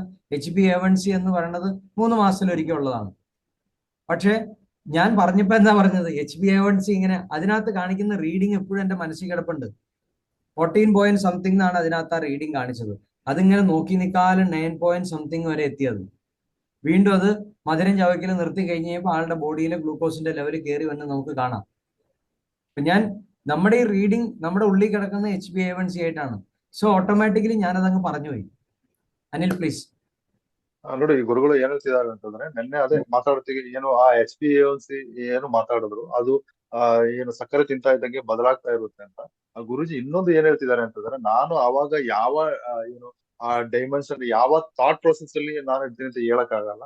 ಸೊ ಅಂತ ಸಂದರ್ಭದಲ್ಲಿ ನನಗೆ ಏನು ನನ್ನ ಮೈಂಡ್ ಅಲ್ಲಿ ಬಂದಂತಹ ಆ ರೀಡಿಂಗ್ ಅನ್ನ ನಾನು ಹೇಳ್ದೆ. ಆದ್ರೆ ವಾಸ್ತವದಲ್ಲಿ ಸೊ ಈ ರೀತಿ ಇದೆ, ನನ್ನನ್ನ ಒಬ್ಬರು ಡಾಕ್ಟರ್ ಅದನ್ನ ತಿಳಿ ಹೇಳಿದ್ದಾರೆ ಅಂತ. ಸೊ ಅಂದ್ರೆ ಕೆಲವೊಮ್ಮೆ ಏನಾಗುತ್ತೆ ಅಂದ್ರೆ ಗುರುಜಿ ಅವರು ಇಲ್ಲೇ ಕೂತಿದ್ರು ಕೂಡ ಸೊ ಅವರ ಒಳಗಿನ ಥಾಟ್ ಪ್ರೊಸೆಸ್ಗಳು ಬೇರೆ ಬೇರೆ ನಡೀತಾ ಇರುತ್ತೆ. ಸೊ ಹಾಗಾಗಿ ಇದೊಂದು ಏನು ಸಣ್ಣ ಮಿಸ್ಟೇಕ್ ಅಂತಾನೆ ನೀವು ತಿಳ್ಕೊಳ್ಳಿ. ಅದು ಸ್ಲಿಪ್ ಟಂಗ್ನಿಂದ ಈ ರೀತಿ ಆಗಿದೆ ಅಂತ ನೀವು ಗುರುಜಿ ಹೇಳ್ತಿದ್ದಾರೆ. ಸೊ ಅದು 3 ತಿಂಗಳಿಗೆ ಒಂದ್ಸಲಿ ಈ HbA1c ബദലാಗುತ್ತೆ. നമ്മൾ പണ്ഡിതന്മാര് സംസാരിക്കണം, നിങ്ങളൊന്ന് ശ്രദ്ധിച്ചു നോക്ക്. അവരിങ്ങനെ വളരെ ശ്രദ്ധിച്ച് സ്ലോവിലാ സംസാരിക്കുന്നത്. എന്റെ നാവിന്ന് വരുന്ന നിങ്ങൾ ശ്രദ്ധിച്ചു നോക്ക്. ഈ പൈപ്പിൽ നിന്ന് വെള്ളം വന്നവര് അതിന്റെ ഇടയ്ക്കോടെ ഇത്തിരി കാറ്റൊക്കെ പറഞ്ഞ് വെള്ളം പോനാലിഞ്ഞ് പോരുക. ഞാനിതൊന്നും പ്ലാൻ ചെയ്ത് ചിന്തിച്ചിട്ട് പറഞ്ഞല്ല, ചോദ്യം വരുന്നതിനനുസരിച്ച് ആൻസർ വന്നുകൊണ്ടിരിക്കുക. ನೋಡಿ ಗುರುಗಳು ಇನ್ನೊಂದು ಹೇಳಲಿಕ್ಕೆ ಬಿಟ್ಟು, ಸೊ ಇವಾಗ ಏನಾದ್ರು ಏನು ಆ ಪತ್ರಿಕೆಯಲ್ಲಿ ಏನು ಪೇಪರ್ ಅಲ್ಲಿ ಬರ್ದಿಟ್ಟಿದ್ದು ಓದೋದಂದ್ರೆ ಆ ಫ್ಲೋದಲ್ಲಿ ಓದ್ಬೋದು. ಸೊ ನನಗೆ ಇವಾಗ ನೀವು ಯಾರಾದ್ರೂ ಪಂಡಿತರುಗಳು ಮಾತಾಡೋದನ್ನ ನೀವು ನೋಡಿ, ಸೊ ಅವರು ಯೋಚನೆ ಮಾಡಿ ಅದನ್ನ ಒಂದೊಂದೇ ಏನು ಥಿಂಕ್ ಮಾಡ್ಬಿಟ್ಟು ಸೊ ಅದನ್ನ ಈ ರೀತಿ ನಿಮ್ಗೆ ಹೇಳ್ತಾ ಇರ್ತಾರೆ. ಸೊ ನನಗೆ ಆ ರೀತಿಯಲ್ಲಿ ಯಾರಾದ್ರೂ ಕ್ವಶನ್ ಕೇಳಿದ್ರೆ ಈ ಪೈಪಲ್ಲಿ ನೀರ್ ಬರುತ್ತಲ್ವಾ, ಸೊ ಆ ರೀತಿ ಬಂದ್ಬಿಡ್ರೆ ಕೆಲವೊಮ್ಮೆ ಈ ಗಾಳಿ ಬರುತ್ತಲ್ಲ, ಹಂಗೆ ಇದು ಏನೋ ಒಂದು ಸ್ಲಿಪ್ ಆಗ್ಬಿಟ್ಟಿದೆ ಅಂತ ಹೇಳ್ತಾರೆ. പറഞ്ഞു കഴിയുമ്പോഴാണ് പലപ്പോഴും എന്റെ ഉള്ളിൽ തന്നെ ചിന്തിക്കുന്നത്, ഞാൻ തന്നെ ആദ്യമായിട്ട് ആ സാധനത്തെ കേൾക്കണത്. കാരണം എനിക്കത് ഉപയോഗിക്കേണ്ടി വന്നിട്ടില്ല, ഞാൻ ഇതുവരെ അതിനെപ്പറ്റി ചിന്തിച്ചിട്ടില്ല, അങ്ങനെ ഒരു ക്വസ്റ്റ്യൻ എന്റെ ഉള്ളിൽ പോലും വന്നിട്ടില്ല. അപ്പൊ ഉത്തരം പറയുന്ന സമയത്ത് ഞാൻ പോലും ചില കാര്യങ്ങൾ ആദ്യമായിട്ട് കേൾക്കുന്ന ചില വിഷയങ്ങളുണ്ട്. അതിന് ഉദാഹരണമാണ് പച്ചക്കറി മത്സ്യമാംസവും തമ്മിലുള്ള വ്യത്യാസം. ഞാൻ അതിനു മുമ്പ് ചിന്തിച്ച് ചോദ്യം എന്റെ ഉള്ളിൽ ഉണ്ടായിരുന്നു, എന്റെ ഉള്ളിൽ എപ്പോഴാ ആൻസർ വന്നതെന്ന് പ്രപഞ്ചം തന്നതാ. ആ ഉത്തരം എന്റെ നാവിൽ നിന്ന് പോകുമ്പോഴാണ് ഞാൻ പോലും ആദ്യമായിട്ട് അത് കേട്ടത്. പക്ഷെ നമ്മൾ അങ്ങനെയല്ല സാധാരണഗതിയിൽ. നമ്മൾ ആദ്യം പുസ്തകത്തിൽ വായിച്ച് നമ്മുടെ ബുദ്ധി കൊണ്ട് അതിനെ അനലൈസ് ചെയ്ത് മനസ്സിലാക്കിയിട്ട് നമ്മൾ അതിനെ തർക്ക ബുദ്ധിയോടുകൂടി നമുക്ക് അറിയാമെന്നൊരു രീതിയിലാണ് അതിന്റെ ആൻസർ പറയണത്. ഇവിടെ എനിക്ക് അങ്ങനെ അറിയാമെന്നൊരു തോന്നലില്ല. ಇದಾണ് പറയുന്ന ഒരു പേന പോലെയാണ് നമ്മളൊന്നും. ನೋಡಿ ಗುರುಗಳು ಇನ್ನೊಂದು ಏನ್ ಹೇಳ್ತಿದ್ದಾರೆ ಅಂತಂದ್ರೆ, ಇವಾಗ ಈ ತರಕಾರಿಗಳು ಮತ್ತೆ ಏನು ನಾನ್ ವೆಜ್ ಏನು ಮಾಂಸಗಳು ಇದೆ ಅಲ್ವಾ, ಸೊ ಅದರ ಸರಿಯಾದ ವ್ಯತ್ಯಾಸ ಏನು ಅಂತೇಳಿ ಸೊ ನನಗೆ ಒಳಗಿಂದ ಕ್ವಶನ್ ಇತ್ತು, ಅದಕ್ಕೆ ಆನ್ಸರ್ ಸಿಕ್ಕಿರ್ಲಿಲ್ಲ. ಬಟ್ ಈ ರೀತಿ ಯಾರಾದ್ರೂ ಕ್ವಶನ್ ಕೇಳೋತ್ತಿಗೆ ಸೊ ಅದು ಬ್ರಹ್ಮಾಂಡನೇ ನನಗೆ ನೀಡುತ್ತೆ. ಸೊ ಅದರಿಂದ ಬರುವಂತ ಕೆಲವೊಂದು ವಿಷಯಗಳು ಹೇಗೆ ಅಂತ ಹೇಳಿದ್ರೆ, ನನ್ನ ನಾಲಿಗೆಯಿಂದ ಬಂದ ಮೇಲೆ ಓ ಇಂಥ ಒಂದು ವಿಷಯ ಇದೆ ಅಂತ ನನಗ್ ಗೊತ್ತಾಗೋದು. ಸೊ ಆ ರೀತಿ ಇದೆ ಅಂತ ಹೇಳ್ತಿದ್ದಾರೆ. അതുകൊണ്ടാണ് ഇതിനെ ബ്രഹ്മജ്ഞാനം എന്ന് പറയുന്നത്. എന്റെ ജ്ഞാനം അല്ലാതെ. അങ്ങനെയാണെങ്കിൽ പിന്നെ എന്റെ അറിവ് എന്ന് പറഞ്ഞാൽ ബ്രഹ്മത്തിന് വെറുതെ കൂട്ടുപിടിക്കാൻ എന്തിനാ? ഇത് ബ്രഹ്മത്തിൽ നിന്ന് വരണാണ്, ബ്രഹ്മമാണത്. ആ യഥാർത്ഥ സത്യമാണ് നാവികൂടെ വരണത്. അല്ലാതെ ഞാൻ കഷ്ടപ്പെട്ട് ഇങ്ങനെ ഇരുന്ന് പച്ചക്കറി മത്സ്യമാംസം എന്താണെന്ന് അറിയാൻ വേണ്ടി ഇങ്ങനെ അരച്ച് അതിനിങ്ങനെ പ്രത്യേകം രണ്ടിനെയും ടെസ്റ്റ് ട്യൂബ് അല്ലെങ്കിൽ മറ്റേ മൈക്രോസ്കോപ്പിൽ കൂടെ നോക്കി മനസ്സിലാക്കി ഇത് ഇങ്ങനെയാണ്, ഇങ്ങനെ ഒന്നുമില്ല. ഇത് നേടിയെടുക്കാൻ, ബ്രഹ്മജ്ഞാനം നേടാൻ വേണ്ടിയിട്ട് കഷ്ടപ്പെട്ടിട്ടുണ്ട്. നേടിക്കഴിഞ്ഞിട്ട് ബാക്കിയുള്ളതൊക്കെ സന്തോഷിച്ച് തന്നെ, ഈവൻ ധ്യാനിക്കുന്നത് പോലും സന്തോഷത്തിലാണ്. കഷ്ടപ്പെട്ട് ധ്യാനിക്കൊന്നുമല്ല. നിങ്ങളുടെ അടുത്ത് പറയുമ്പോൾ കഷ്ടപ്പെട്ട് കാലത്ത് എനിക്ക് 2 മണി എന്നൊക്കെ പറയും. എനിക്കൊരു കഷ്ടപ്പാടുമില്ല, ഇതൊക്കെ എനിക്ക് സന്തോഷമാണ്. നമുക്ക് ചായ കുടിക്കാൻ കഷ്ടപ്പെട്ടാണ് ആരെയും ചായ കുടിക്കുന്നത്, അല്ല സന്തോഷത്തോടെ ചായ കുടിക്കല്ലേ, നമുക്ക് ഇഷ്ടമല്ലേ? അതുപോലെ നമ്മൾ സന്തോഷത്തോടെ ധ്യാനിക്കുകയാണ്. എല്ലാ ദിവസവും കാലത്ത് എണീറ്റ് കഷ്ടപ്പെട്ട് ധ്യാനിച്ച് ഞാൻ എന്തോരം കഷ്ടപ്പെട്ട നന്നാവാൻ നോക്കണമെന്ന് അറിയാമോ? ദൈവമേ എന്ന് പറയോ? ഇല്ല, നമുക്ക് വളരെ സന്തോഷമുള്ളതുകൊണ്ട് നമ്മൾ ഇങ്ങനെ ചെയ്യാം. എല്ലാം ഭയങ്കര സന്തോഷത്തിലാണ്. അതുകൊണ്ടാണ് നമുക്ക് ഇതിനെ ബ്രഹ്മജ്ഞാനം എന്ന് പറയാൻ പറ്റുന്നത്. ഇത് ബ്രഹ്മത്തിൽ നിന്ന് അവിടെയാണ് ഈ അറിവ് മുഴുവൻ ഇരിക്കുന്നത്, യഥാർത്ഥ സത്യമായിട്ടുള്ള അറിവ്. ഇവിടെ നമ്മുടെ റാഡിക്കൽ മൈൻഡിന് ചിന്തിക്കേണ്ട ഒരു ആവശ്യമില്ല. നമ്മുടെ ബുദ്ധിക്ക് ഇവിടെ ഒരു സ്ഥാനമില്ല. നമ്മളുടെ ബുദ്ധി കൊണ്ടൊന്ന് ചിന്തിക്കാൻ പോലുള്ള അവസരം കിട്ടില്ല. അതിന് നമ്മൾ ഉത്തരവും സാധനമൊക്കെ കടന്നു പോകും. പിന്നെ നമുക്ക് പിടിച്ചു നിർത്താൻ പറ്റുമോ? ಸೊ അങ്ങനെ നിസ്വാർത്ഥമായ മാത്രമേ ബ്രഹ്മത്തിന് ഇവിടെ ಪ್ರವರ್ತಿക്കാൻ ಪറ്റുള്ളൂ. ಪ್ಲೀಸ್. ನೋಡಿ ಗುರುಗಳು ಇನ್ನೊಂದು ಏನ್ ಹೇಳ್ತಿದ್ದಾರೆ ಅಂತ ಹೇಳಿದ್ರೆ, ಸೊ ಅವ್ರಿಗೆ ಏನೋ ಬ್ರಹ್ಮಜ್ಞಾನ ಸಿಕ್ಕಿದೆ, ಆ ಬ್ರಹ್ಮದಿಂದ ಬರುವಂತಹ ವಿಷಯಗಳು ಅದು ಅದೇ ಫ್ಲೋದಲ್ಲಿ ನಿಮಗೆ ಏನು ಆನ್ಸರ್ ಸಿಗುವಂತದ್ದು. ಸೊ ಇದನ್ನ ನಾನು ಕಷ್ಟಪಟ್ಟು ಏನು ಹುಡುಕಿ ಹೇಳುವಂತದ್ದಲ್ಲ ಅಂತ. ಆದ್ರೆ ಆ ಬ್ರಹ್ಮಜ್ಞಾನ ಪಡಿಲಿಕ್ಕೆ ನಾನು ಕಷ್ಟಪಟ್ಟಿದ್ದೀನಿ. ಆದ್ರೆ ನಿಮ್ಗೆ ಇಲ್ಲಿ ಏನು ಆನ್ಸರ್ ಕೊಡ್ತಾ ಇದ್ದೀನಿ, ಸೊ ಅದು ಬ್ರಹ್ಮದಿಂದ ಬರುವಂತದ್ದು. ಸೊ ಅದು ಅದರದ ಫ್ಲೋದಲ್ಲಿ ಬರುತ್ತೆ. ಸೊ ಇಲ್ಲಿ ನನ್ನ ಬುದ್ಧಿಗೆ ನಾನು ಕೆಲಸ ಕೊಡ್ತಾ ಇಲ್ಲ. ಸೊ ಎಲ್ಲವೂ ಏನು ಬ್ರಹ್ಮ ನೀಡ್ತಾ ಇದೆ ಅಂತ. ನಂತರ ಈಗ ಬೆಳಗಿನ ಜಾವ ಏನೋ 2:30ಗೆ ಎದ್ಬಿಟ್ಟು ನಾನು ಕಷ್ಟಪಟ್ಟು ಧ್ಯಾನ ಮಾಡಿ, ಸೊ ನಿಮಗೆ ಇದನ್ನ ಹೇಳ್ತಾ ಇದ್ದೀನಿ ಅಂತ ನಾನ್ ಕಷ್ಟ ಅಂತ ನಿಮ್ಮ ಹತ್ರ ಏನು ಈ 2:30 ಗಂಟೆಗೆ ಎದ್ದೇಳ್ತೀನಿ ಅಂತ ಹೇಳಿ ನಿಮ್ಗೆ ಹೇಳ್ತೀನಿ ಅಂತ ನನಗೆ ಯಾವ ಕಷ್ಟನೂ ಇಲ್ಲ. ಈಗ ಒಂದು ಟೀ ಕುಡಿಯೋದು ಕೂಡ ಏನು, ನಾವು ಕಷ್ಟಪಟ್ಟು ಟೀ ಕುಡಿತೀವ, ಅದು ತುಂಬಾ ಖುಷಿಯಾಗಿ ಕುಡಿತೀವಲ್ಲ. ಸೊ ಅದೇ ರೀತಿ ನಾನ್ ಬೆಳಿಗ್ಗೆ ಎದ್ಬಿಟ್ಟು ನಿಮಗೆ ಕ್ಲಾಸ್ ಮಾಡೋದಲ್ಲ. ಸೊ ಅದ್ರ ಪಾಡಿಗೆ ನಡೀತಾ ಇದೆ. ಸೊ ಇದೆಲ್ಲ ನಾನ್ ಮಾಡ್ತಾ ಇರೋದಲ್ಲ, ಎಲ್ಲೋ ಬ್ರಹ್ಮಾಂಡವು ಮಾಡಿಸ್ತಾ ಇದೆ ಅಂತ ಅವರು ಈ ರೀತಿಯಾಗಿ ಹೇಳ್ತಾ ಇದ್ದಾರೆ. ഇവിടെ ഞാൻ ഈ ബ്രഹ്മജ്ഞാനം കിട്ടിയിട്ട് ഈ ജോലി ചെയ്യണതിന്റെ ഇടയിൽ മറ്റൊരു ജോലിക്ക് പോവാന്നിരിക്കട്ടെ, ഇവിടെ എവിടെയാണ് ഡിസ്ട്രാക്ഷൻ വന്നെ സംഭവിച്ചാണ് പറഞ്ഞുതരാം. ഞാൻ സപ്പോസ് വിചാരിച്ചോ എന്റെ കുടുംബം നയിക്കാൻ വേണ്ടി ഞാൻ ടാക്സി ഓടിക്കാൻ പോകണം, അല്ലെങ്കിൽ മറ്റെന്തെങ്കിലും ജോലിക്ക് പോവാണെന്നുണ്ടെങ്കിൽ എന്റെ കോൺസെൻട്രേഷൻ ഇതിൽ നിൽക്കില്ല. ഞാൻ അടുത്ത എന്ത് ജോലി ചെയ്യണോ അതിനകത്തേക്ക് സ്വിച്ച് ചെയ്യും. ദെൻ അതിനുവേണ്ടി അതെങ്ങനെ നന്നാക്കാം, അതിനെ എങ്ങനെ ഉയർത്താമെന്ന് മാത്രമേ എന്റെ ചിന്ത ഉണ്ടാവുള്ളൂ. അപ്പോൾ ഓട്ടോമാറ്റിക്കലി എന്റെ സ്വാർത്ഥത അവിടെ വരും. അപ്പൊ എല്ലാം നിസ്വാർത്ഥമായിട്ട് പോകണമെന്നുണ്ടെങ്കിൽ ആദ്യം ത്യാഗം വേണം. പിന്നെ നമ്മൾ പ്രപഞ്ചത്തിന്റെ ഭാഗമാണ് നമ്മൾ മനസ്സിലാക്കണം. അപ്പൊ ബ്രാഹ്മ മുഹൂർത്തത്തിലുള്ള ക്ലാസ്സുകളിലാണ് ബ്രഹ്മജ്ഞാനം കൊടുക്കാൻ ഏറ്റവും നല്ലത്. ഇതിപ്പോ ഞാൻ ഇതിനു വേണ്ടി മാത്രം ഇരിക്കുന്നതുകൊണ്ടാണ് ഈ രാവിലത്തെ സമയത്ത് എനിക്ക് ഇത്രയും ബ്യൂട്ടിഫുൾ ആയിട്ട് ആൻസർ പറയാൻ പറ്റുന്നത്. ഇതേ കാര്യം നിങ്ങൾ ഉച്ചയ്ക്ക് എന്നെ വിളിച്ചിട്ട് ചോദിക്കുമ്പോൾ ഞാൻ പ്രോജക്റ്റ് ഉണ്ടാക്കണതിന്റെ തിരക്കില്ല, അപ്പൊ എനിക്ക് അതിന്റെ ആൻസർ പറയാനുള്ള മൂഡല്ല. അപ്പൊ ഞാൻ പറയും നിങ്ങൾ കാലത്തെ വിളിക്കുക, അല്ലെങ്കിൽ കാലത്തെ നിങ്ങൾ സംസാരിക്കുക, അതാണ് അതിനുള്ള സമയം. അപ്പൊ അതിന് പ്രോപ്പർ ആയിട്ടുള്ള ആൻസർ കിട്ടും. ಸೊ ಗುರುಜಿ ಇನ್ನೊಂದು ಏನ್ ಹೇಳ್ತಿದ್ದಾರೆ ಅಂತಂದ್ರೆ, ನಿಮಗ ಈ ಬೆಳಗಿನ ಜಾವ ಏನಿದೆ ಈ ಬ್ರಹ್ಮ ಮುಹೂರ್ತದಲ್ಲಿ ಈ ಬ್ರಹ್ಮಜ್ಞಾನವನ್ನ ನಾನು ಹಂಚಿಕೆಯುವಂತಹ ಸರಿಯಾದ ಸಮಯ. ಸೊ ಅಲ್ಲದ ಸಮಯದಲ್ಲಿ ಅಂದ್ರೆ ಏನಾಗುತ್ತೆ ಅಂತಂದ್ರೆ, ಇವಾಗ ನೋಡಿ ಈ ಗುರುಗಳು ಇದಕ್ಕೋಸ್ಕರ ಅಂತಾನೆ ಕೂತಿದ್ದಾರೆ.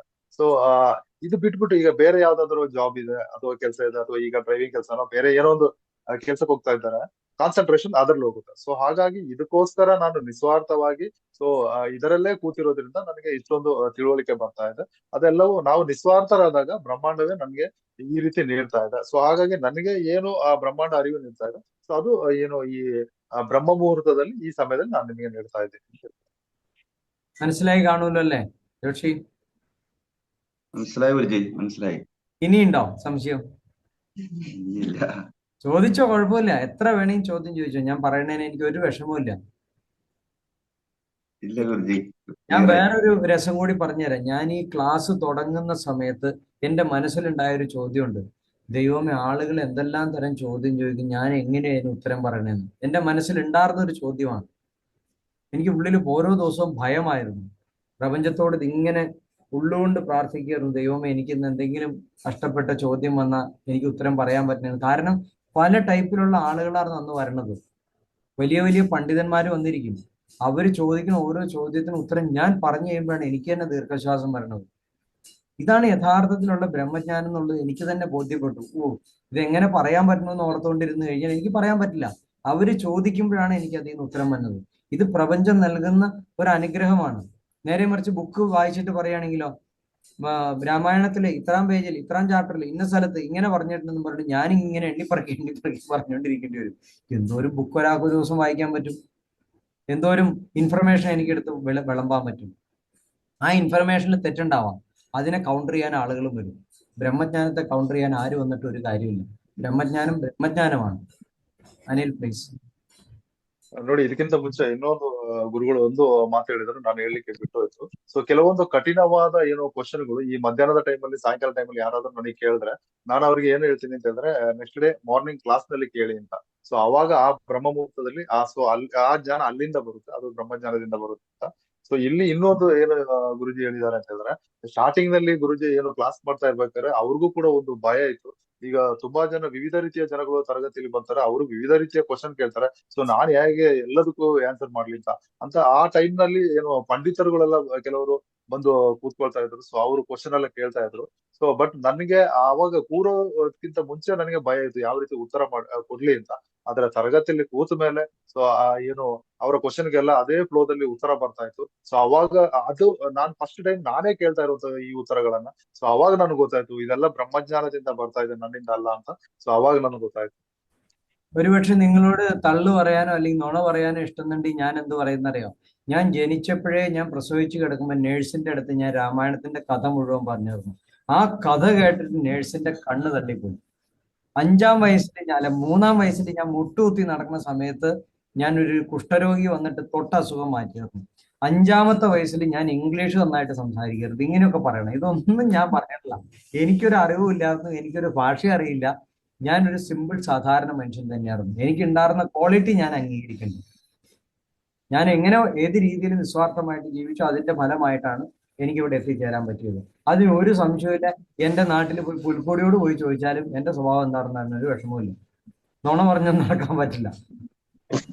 ನೋಡಿ, ಸುಳ್ಳು ನಡೆಯುವಂತವ್ರು ಯಾವ ರೀತಿ ಮಾಡ್ತಾರೆ ಅಂತ ಅಂದ್ರೆ ಗುರುಗಳು ಒಂದು ಎಕ್ಸಾಂಪಲ್ ಹೇಳೋದು. ಸೊ ತಾಯಿಯ ಹೊಟ್ಟೆ ಒಳಗಡೆ ಇರೋತ್ತಿಗೆ ನಾನು ಒಂದು ರಾಮಾಯಣದ ಸ್ಟೋರಿ ಹೇಳಿ, ಸೊ ಅಲ್ಲಿದ್ದಂತಹ ನರಸದನ್ನ ಕೇಳಿ ಆಕೆಯ ಕಣ್ಣಿನಿಂದ ನೀರು ಬಂತು. ಮತ್ತೆ 3ನೇ ವಯಸ್ಸಿನಲ್ಲಿ ಏನು ನಾನು ಮಂಡಿಯೂರಿ ಏನು ಪಾಪು ನಡೀತಲ್ವ, ಸೊ ಆ ನಡೆಯುವಂತ ಟೈಮಲ್ಲಿ ಒಬ್ಬ ಕುಷ್ಠರೋಗಿಯನ್ನ ನಾನು ಮುಟ್ಟಿದೆ, ಆತನ ರೋಗ ವಾಸಿ ಆಯ್ತು. ಸೊ ಸೊ ಈ ರೀತಿಯಾಗಿ ಏನು ಸುಳ್ಳು ಹೇಳ್ಬೋದು, ಆ ರೀತಿ ನಾನು ಆ ರೀತಿ ಎಲ್ಲ ಹೇಳ್ತಾ ಇರೋದು. ನಾನು ಪಡೆದ ಬ್ರಹ್ಮಜ್ಞಾನದಿಂದ ಏನ್ ಬರ್ತದೆ ಅದನ್ನ ನಿಮಗೆ ನಾನು ಗುಣಪಡಿಸ್ತಾ ഇದ್ದೀನಿ. ഇനി നിങ്ങളുടെ ഉള്ളിൽ വേറൊരു ഡൗട്ട് തോന്നും, അങ്ങനെ ശരിക്കും ബ്രഹ്മജ്ഞാനമാണ് ഇവിടെ ആൾക്കാർ തടിച്ചു കൂടുന്നതെന്ന്. എനിക്ക് തന്നെ ആഗ്രഹമില്ല. രണ്ടാമത്തത്, എന്റെ ഈ ജന്മം കൊണ്ട് എത്ര പേർക്ക് കിട്ടാൻ ആഗ്രഹമുണ്ടോ അത്രയും പേർക്കേ ഇത് കിട്ടുള്ളൂ. യേശുക്രിസ്തു പോലും പറഞ്ഞ എന്താ? 5 അപ്പവും 2 മീനും കൊണ്ട് 5000 പേർക്കാ കൊടുത്തത്. 5 കോടി ആൾക്കാർക്ക് എന്നല്ല പറഞ്ഞത്, ഇല്ലേ? അപ്പൊ യേശുക്രിസ്തുവിന് 5000 പേർക്ക് അപ്പം കൊടുക്കേണ്ടതായിരുന്നു, ഭക്ഷണം കൊടുക്കേണ്ട ആവശ്യം ഉണ്ടായിരുന്നു. അത്രയും ചെയ്ത് കഴിയുമ്പോ കച്ചവടം നിർത്തി. എനിക്കും അതേപോലെ എത്ര പേർക്ക് കൊടുക്കണം എന്ന് പ്രപഞ്ചം തീരുമാനിച്ചിട്ടുണ്ട്. അത്രയും പേര് വരും, ಅത്രയും പേർക്ക് കൊടുത്താൽ മതി. ಸೊ ನೀವು ಈಗ ತಿಳ್ಕೊಬಹುದು, ಹಾಗಾದ್ರೆ ನಿಜವಾದ ಬ್ರಹ್ಮಜ್ಞಾನ ಇವರಲ್ಲಿ ಇದ್ರೆ ಸೊ ಜನ ಕಿಕ್ಕಿರಿದು ತುಂಬಬೇಕಿತ್ತಲ್ಲ ಅಂತ. ಸೊ ಆ ಗುರುಗಳು ಏನ್ ಹೇಳ್ತಿದಾರಂತೆ, ಈ ಜನ್ಮದಲ್ಲಿ ನನಗೆ ಸೊ ಎಷ್ಟು ಜನಕ್ಕೆ ಏನು ಯೋಗ್ಯತೆ ಇದೆ ಅಥವಾ ಅದರ ಪಡ್ಕೊಳ್ಳುವಂತಹ ಇದಿದೆಯೋ ಸೊ ಅಂತವ್ರಿಗೆ ಮಾತ್ರ ಇಲ್ಲಿ ಬರ್ಲಿಕ್ಕೆ ಸಾಧ್ಯ. ಸೊ ಅಷ್ಟು ಜನಕ್ಕೆ ಮಾತ್ರ ಏನು ನನ್ನ ಏನು ಈ ಜ್ಞಾನವನ್ನ ತಲುಪಿಸ್ಲಿಕ್ಕೆ ಸಾಧ್ಯ ಅಲ್ಲ, ಎಲ್ರಿಗೂ ಸಿಗಲ್ಲ ಅಂತ. ನಂತರ ಇದಕ್ಕೆ ಇನ್ನೊಂದು ಉದಾಹರಣೆ ಏನು ಕೊಡ್ತಿದ್ದಾರೆ ಅಂತಂದ್ರೆ ಜೀಸಸ್ ಅವರು ಏನು 5 ಅಪ್ಪಂ ಸೊ 2 ಮೀನನ್ನ 5,000 ಜನಕ್ಕೆ ಕೊಟ್ರು ಅಂತ ಅಲ್ಲಿ ಹೇಳ್ತಾರೆ. ಸೊ ಆಗ 5 ಕೋಟಿ ಜನಕ್ಕೆ ಕೊಟ್ಟಿಲ್ಲ ಅಲ್ಲಿ. ಸೊ 5,000 ಜನಕ್ಕೆ ಮಾತ್ರ, ಅಷ್ಟು ಜನಕ್ಕೆ ಮಾತ್ರ ಪಡೆಯುವಂತ ಭಾಗ್ಯ ಇತ್ತು. ಸೊ ಹಾಗಾಗಿ ನನ್ನ ಬ್ರಹ್ಮಜ್ಞಾನವನ್ನ ಪಡೆಯುವಂತ ಭಾಗ್ಯ ಯಾರಿಗಿದೆ ಅವ್ರು ಮಾತ್ರ ಇಲ್ಲಿ ಬಂದು ಸೇರ್ತಾರೆ ಅಂತ ಹೇಳ್ತಾರೆ. യൂട്യൂബോ സൂമോ ഇല്ലാന്നിരിക്കട്ടെ, അല്ലെങ്കിൽ ഫേസ്ബുക്കോ ഇല്ലാന്നിരിക്കട്ടെ, നിങ്ങളൊന്നും എന്നെ ഇപ്പോഴും അറിയാൻ പോകുന്നില്ല. ഒരു പത്രമാധ്യമത്തിലും എന്റെ ഒരു ആർട്ടിക്കിളും ഇതുവരെ വന്നിട്ടില്ല. കാരണം എന്താ? പത്രത്തിനും മാധ്യമത്തിനും നല്ല വാർത്തകളല്ല വേണ്ടത്. ഞാനൊരു പെൺകുട്ടിയെ റേപ്പ് ചെയ്യോ ഒരു മോഷണം നടത്തുകയോ ഒരാളെ കൊല്ലുകയോ ചെയ്ത് കഴിഞ്ഞാൽ ലോകം മുഴുവൻ അത് ന്യൂസാക്കി മാറ്റും. എന്തൊരു നല്ല ന്യൂസാ അല്ലേ? അതല്ലേ ലോകത്തിന് മുഴുവൻ അറിയേണ്ടത്. ഞാൻ ഒരാളെ കൊന്നു, 2 പേരെ റേപ്പ് ചെയ്തു, എന്തൊരു നല്ല കഥയത്. ഇത് ലോകത്തിന് അറിയുമ്പോൾ ഒരു പ്രത്യേക ഉണർവ് കിട്ടും. ഇങ്ങനെ ഒരാൾ അവിടെ ചെയ്തിട്ടുണ്ട്, അയാളെ കണ്ടുപിടിച്ചു എന്ന് പറയുമ്പോൾ. ഒരു ബ്രഹ്മജ്ഞാനം കിട്ടി ലോകത്തിന് മുഴുവൻ ചെയ്യുന്ന ഒരാൾ എവിടെയെങ്കിലും ജീവിച്ചിരിപ്പുണ്ടെന്ന് അതൊന്നും ഒരു ഗുണമുള്ള ന്യൂസ് അല്ല. അതൊക്കെ നമ്മൾ ഒളിച്ചു വെക്കണം. അയാൾ എന്തെങ്കിലും ഒരു കള്ളക്കേസിൽ പിടിച്ചു കഴിഞ്ഞ് കഴിയുമ്പോൾ അത് പുറത്തേക്ക് കൊണ്ടുവരണം.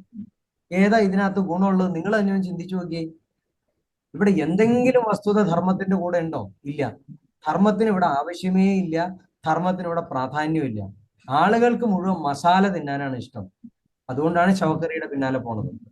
നല്ല സാധനം വേണ്ട, ഒറിജിനൽ ഒരു മസാല ഇല്ലാണ്ട് ഫ്രൂട്ട്സ് കിട്ടും, ഇങ്ങനെ കഴിച്ചു നോക്ക് തിന്നാം, അല്ലേ? എന്തൊരു ടേസ്റ്റാ. അത് വേണ്ട. ശവക്കറിയില് വളിച്ചു പൊളിച്ചതിൽ കുറെ മസാല വാരിയിട്ട് അത് തിന്നാൻ ഇഷ്ടം. ശരിയല്ലേ? ഇത് തന്നെയാണ് നമ്മുടെ സ്വഭാവത്തിലുള്ളത്. നന്മയ്ക്കൊന്നും ഇവിടെ ഒരു പ്രാധാന്യമില്ല. നന്മ കേൾക്കാൻ പോലും ആൾക്കാർക്ക് വേണ്ട. ഇതിനകത്ത് എന്താ ന്യൂസ് ഉള്ളതെന്ന് ചോദിക്കും.